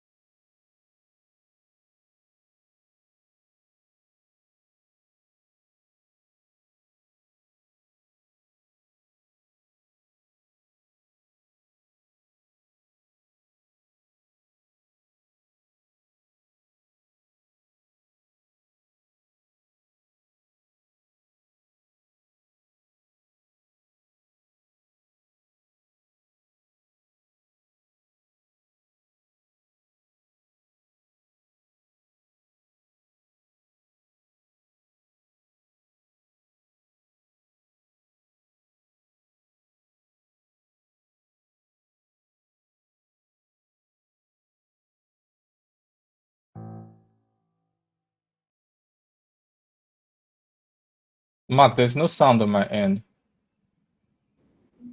PVC. We want to Oh, vote. We have stayed for 3 days Can you without hear now? sleeping and without eating. How Yes. election will be conducted successfully?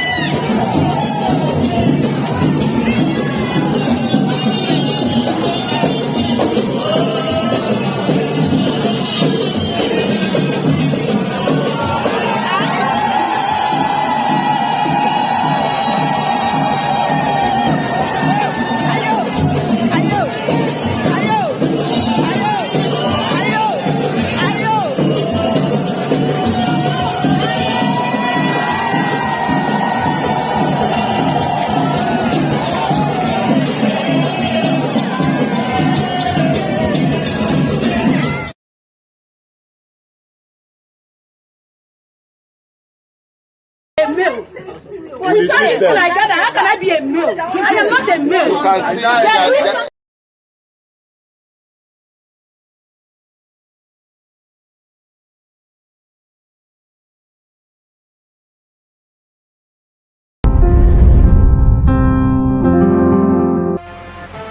Hello, fellow Nigerians. This is Chinwe from Lusaka, Zambia. Wishing Nigeria a free, fair, and successful election. May God help us. Amen.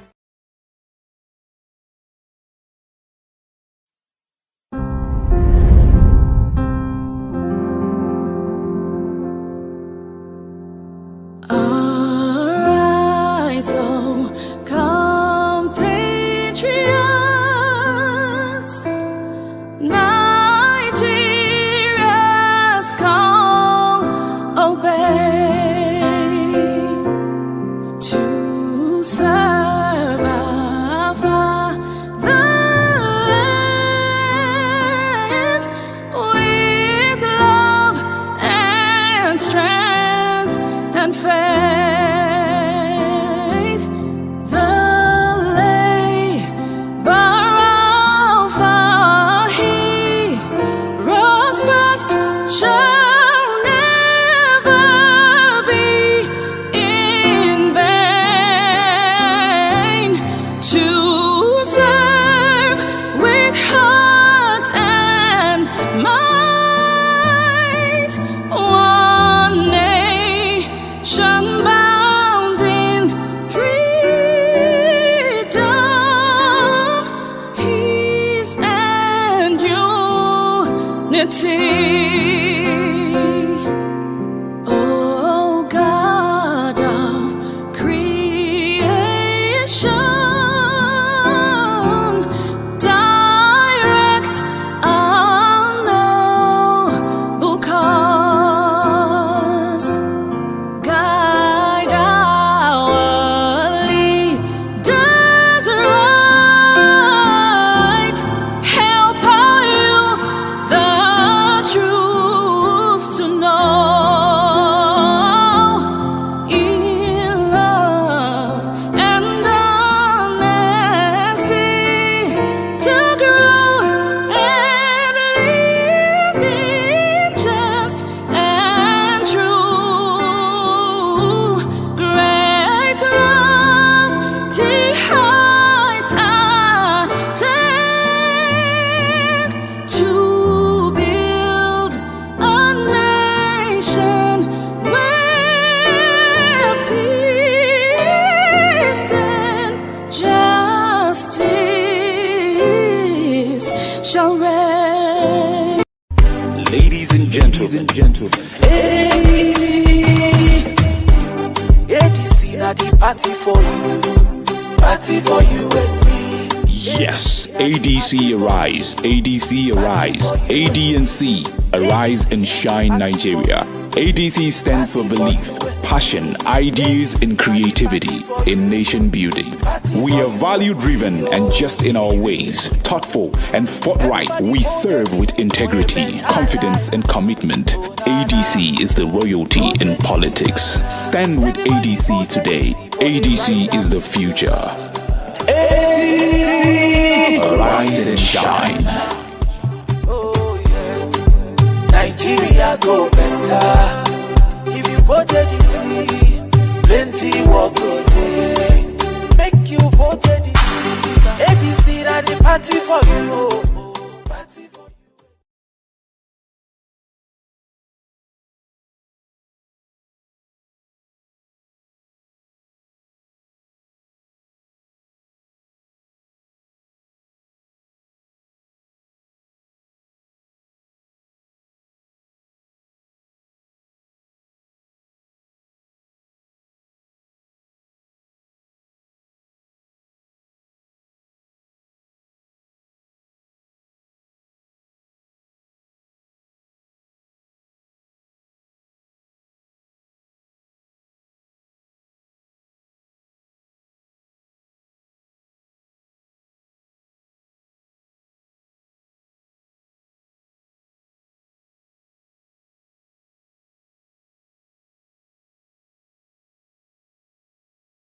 Massive Mark, there's no sound.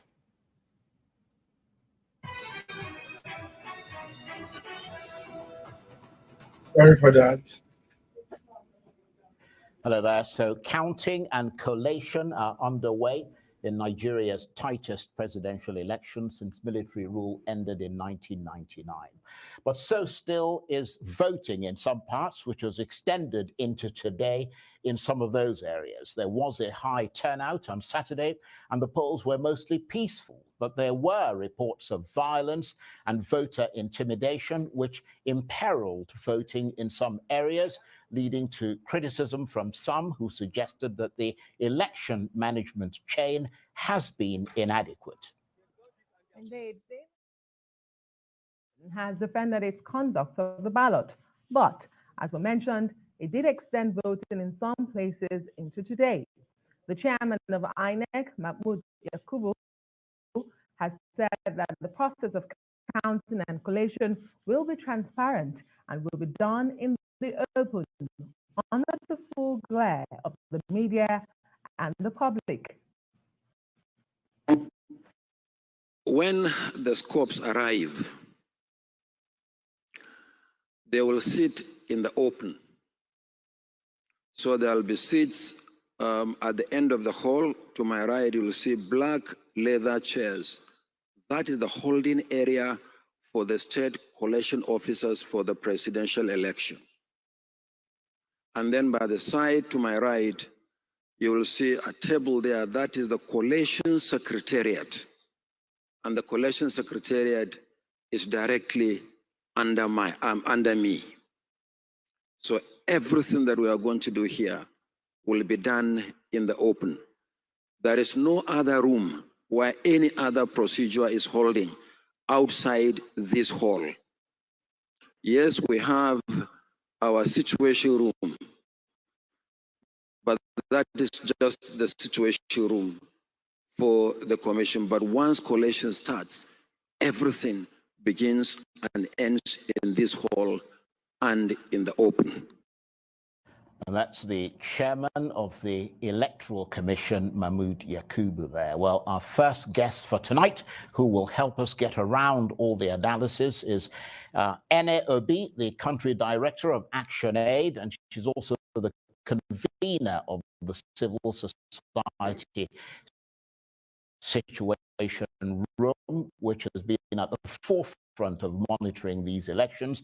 And in our off-site studio is Ambassador Joe Keshi, former Consular General of Nigeria's mission in Washington, D.C. He's also a keen election counting and collation are going so far. There is a sort of divergence beyond that in assessment from different situation rooms, some suggesting that overall they're quite impressed with what's been happening, with a little problem here and there, and others suggesting that it's been an absolute disaster. What is your take on all of that, as I said, including counting and collation?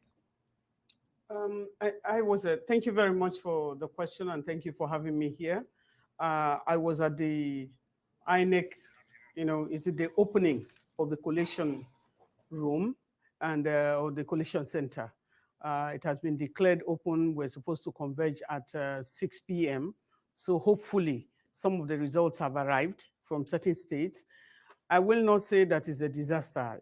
I think the election in a number of places, in the higher percentage, of places have gone, have been much more peaceful than we anticipated. I will say that. But the issue of logistics, aside from the issue of logistics, which is major, because once you have an issue of logistics, it will cascade into a lot of things.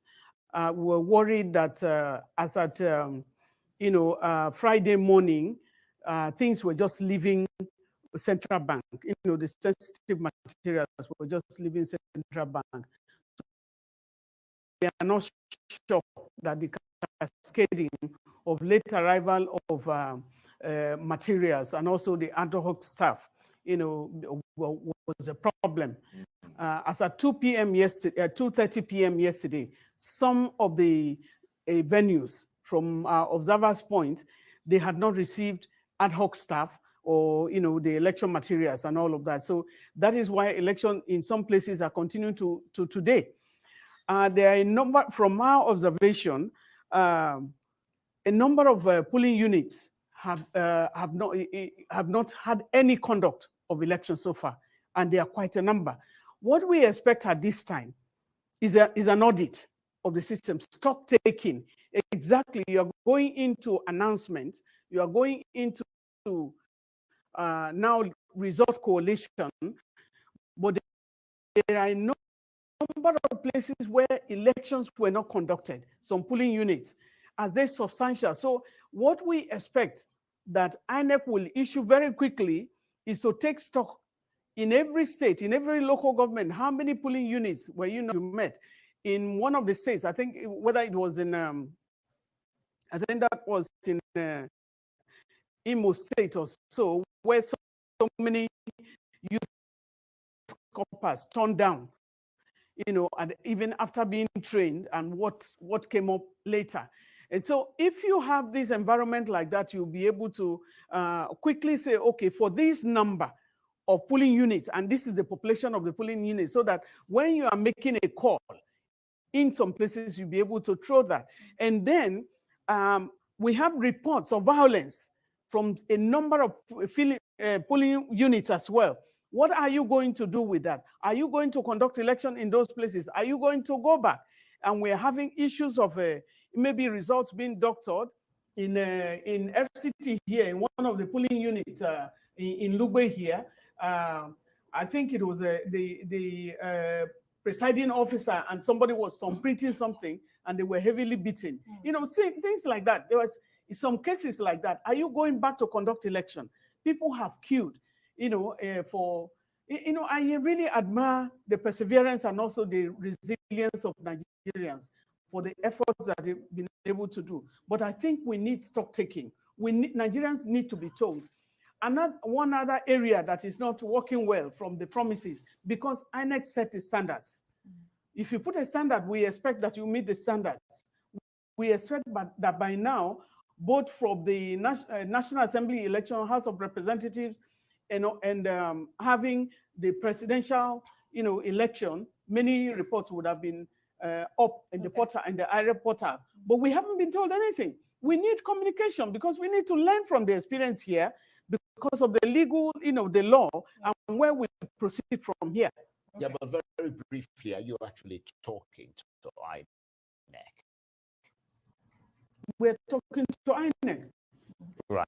Most of the thing, we have a room, you know, we have a technical room that received calls. We're inundated with calls yesterday. If you go to our dashboard, when you look at it, you'll be shocked about some of the things that are, you know, that are coming. You know, so receiving this and we're escalating. It's an escalation desk. There's social media, and we have, you know, according to the political zones, we're getting all of that, and we are escalating. In many cases, INEC is reacting, even to the security agencies. We have numbers of security agencies to EFCC and all the other agencies as well, so that when we have anything in situation room, that's what situation room is set for. And we have a number of analysts that are giving us quick feedback, okay, and going further from there. Yeah, I hear you say, I mean, INEC has not responded satisfactorily to yesterday's complaints, most of its complaints. But let me bring in Ambassador Keshi into this conversation.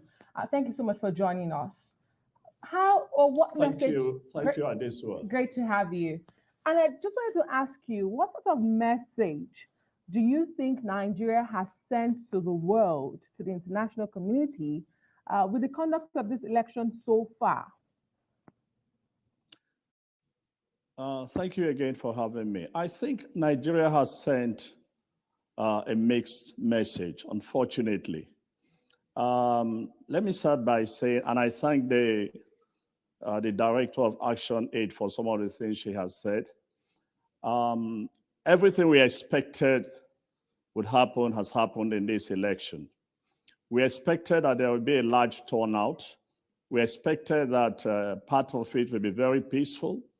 We also expected that there would be a handful of disturbances here and there, but not at the scale at which you have seen things happening right now. But look, here's my take of all this.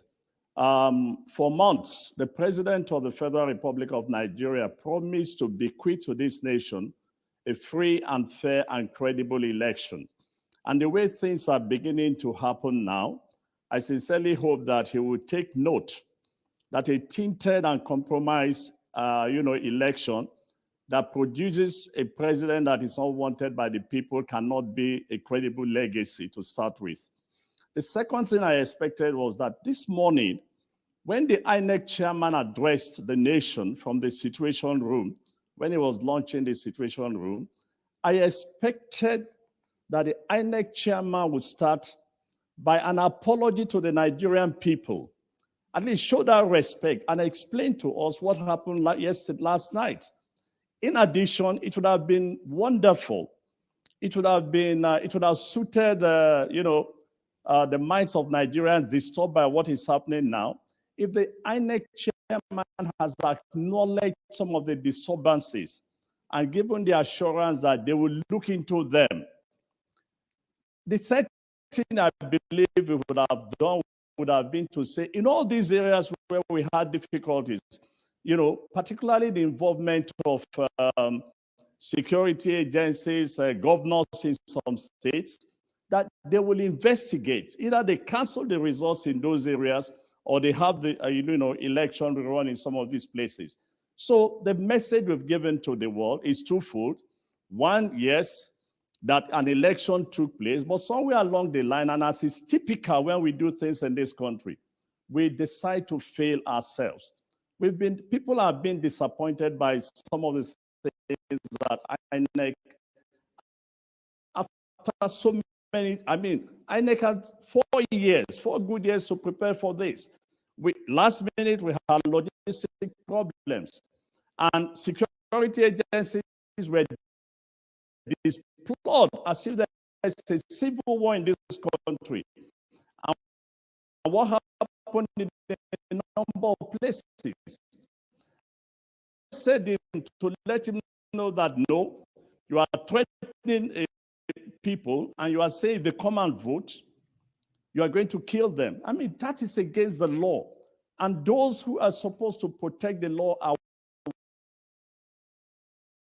watching people threatening to kill people on the election day. This is unacceptable. And with over 1,000 or more observers in this nation, everybody is aware of what is going on. It's unfortunate, despite all the arrangements we've made for the last 4 years, that we are ending like this.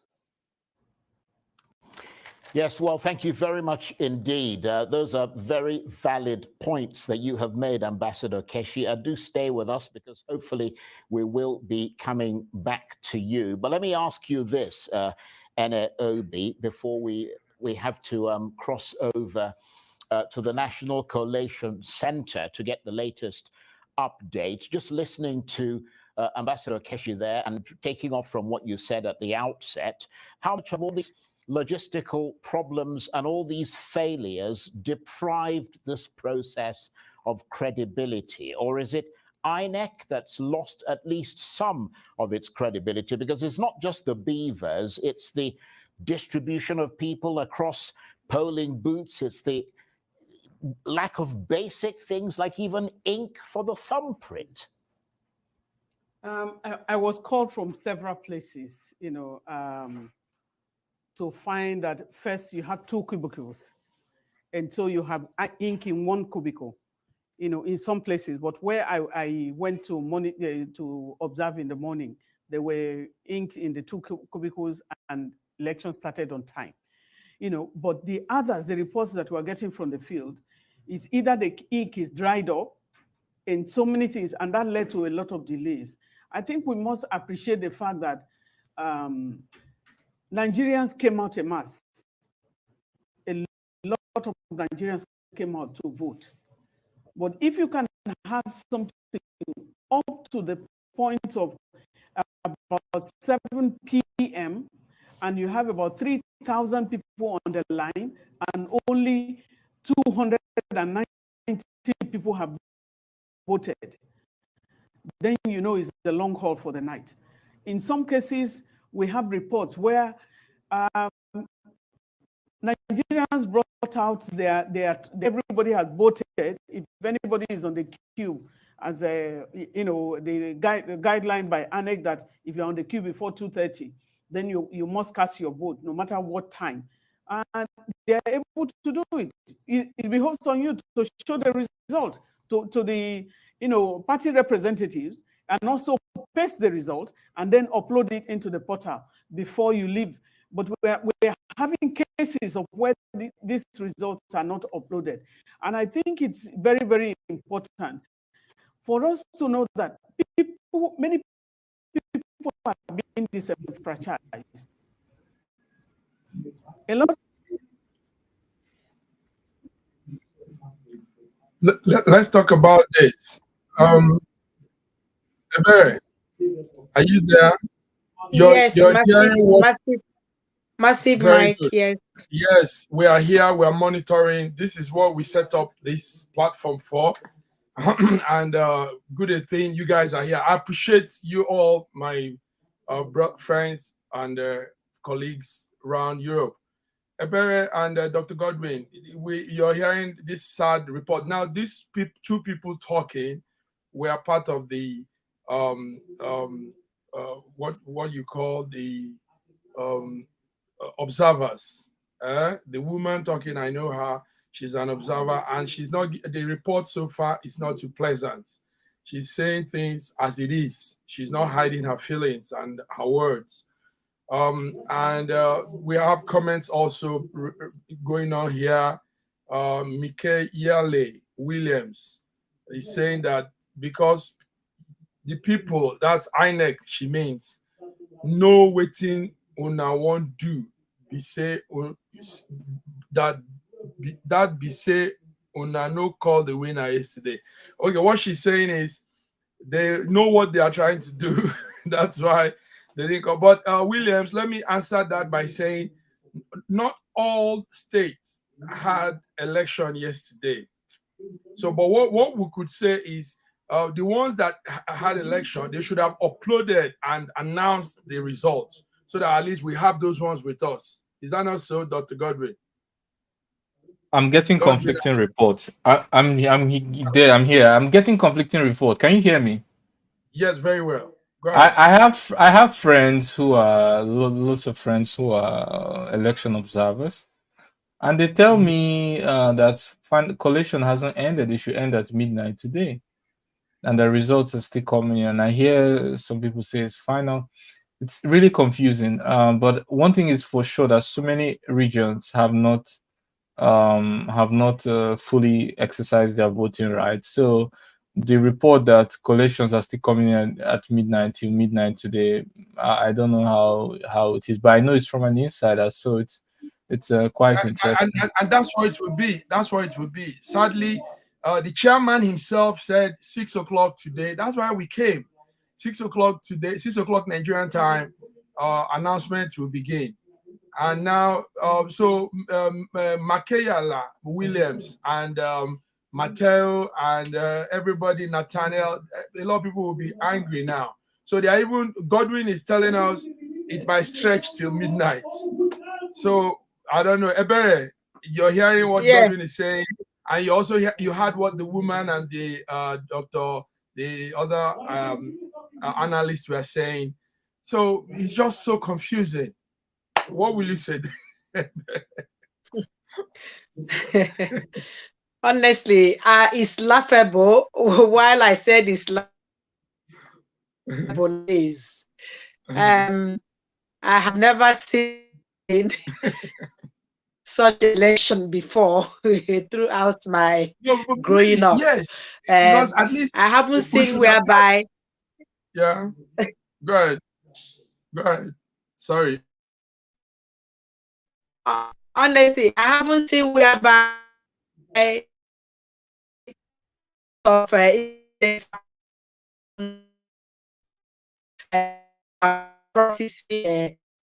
people did not.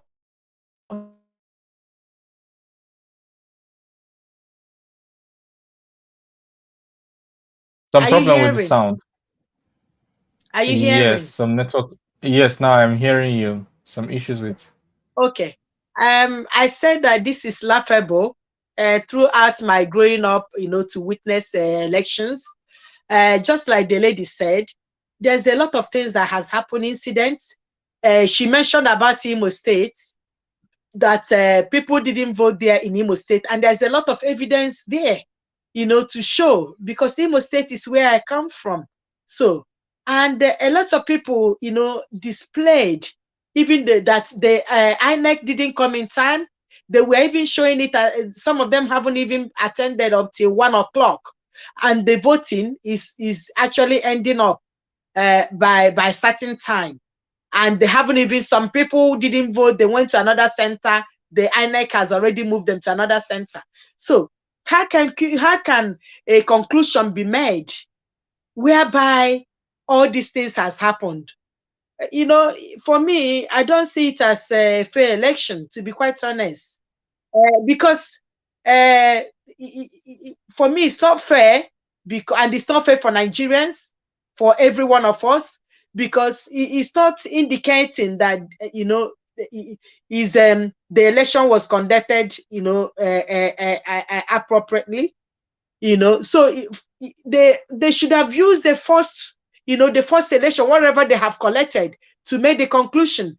So why did they now come and tell us that these are the results? So for me, there's a lot of queries.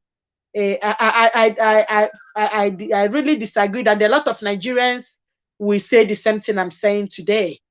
But let's keep watching. Just like what I don't understand now is whether this is the final result that INEC is giving us, or from what you are saying, are we waiting for other areas that haven't conducted the election yesterday to give us their own result? So I'm getting confused.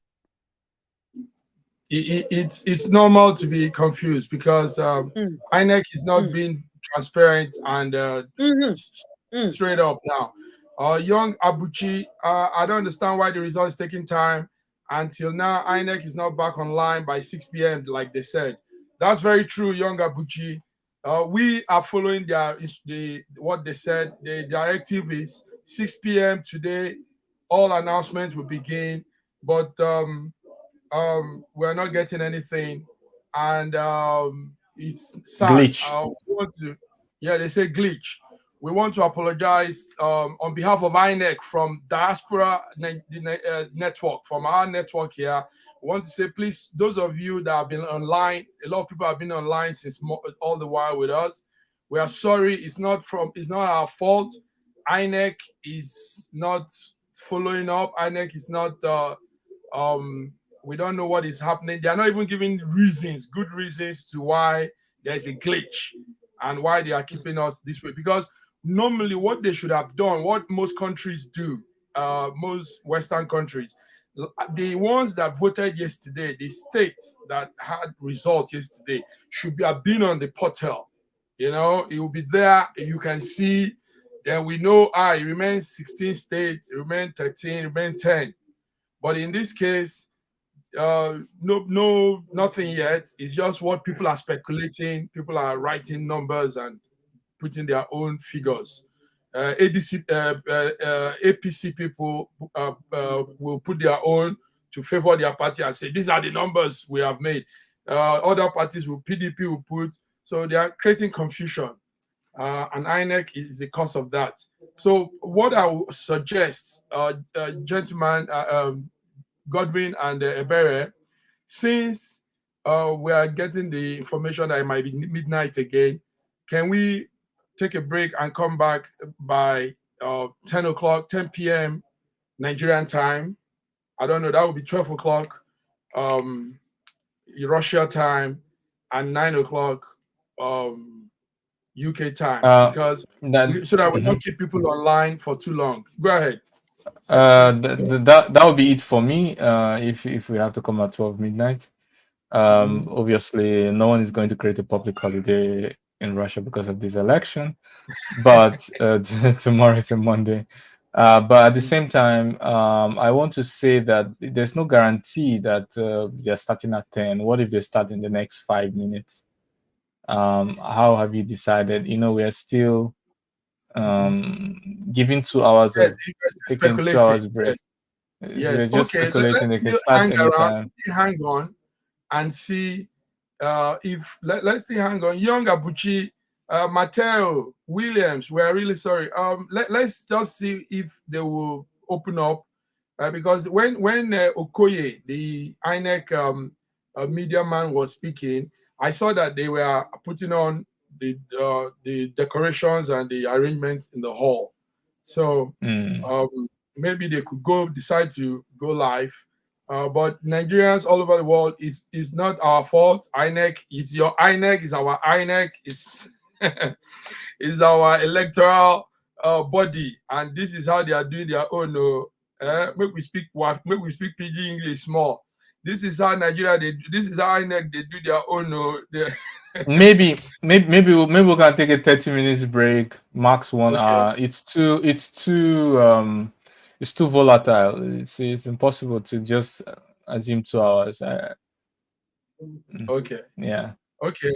Ebere, what about you? Do you have are you there? Because we are ready. I am ready to be here all day, all night, as long as we give the people the results. So I'm fine with it. I'm fine with it, so that I will be able to take a break. Yes, let's take a break. So viewers around the world, this is SSM Schengen News Echo, and we are giving you situation reports direct from the INEC portal. So we'll go on a break, if you don't mind. We'll be back in a couple of minutes. Anytime we're back, just connect again, see the link and connect, and let's see who wins the presidency, Nigerian presidential candidature. And also we'll be seeing also some members in the NASS, the National Assembly, and the state assembly. So we'll be back with you guys. Thank you for staying tuned. Thank you. Some of you have been here for 4 hours, 3 hours.